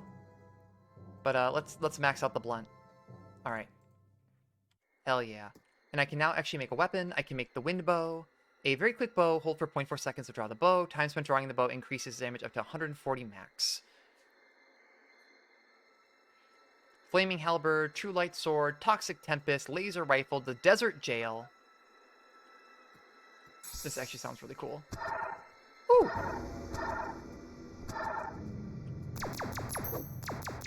So this is how they've been producing the energy to survive without the sun. By extracting the souls from people.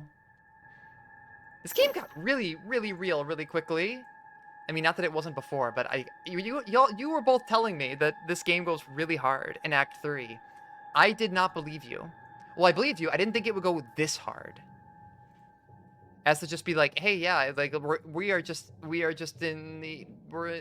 in hell. We're just in hell. But I am off to the opposite of hell, which is Aldi. So I will go there. I'm going to do a little bit of cooking. It's going to be a good time. I'm going to send you all over to Monarch, who is streaming Cult of the Lamb, and it seems like she's having a lot of fun with it. So enjoy it, have fun, and I hopefully will see you all tomorrow. I might want to play through this, or I might want to play some Guilty Gear. Either way, I hope you all have a wonderful evening, a wonderful time, and take a break and cook some good food for yourself, because that's what I'm going to be doing, and I'm looking forward to it. So take care of yourselves. And that's what I got. Take care, and I'll see y'all for Act 3 a little bit later. And thanks for stopping by. I appreciate it.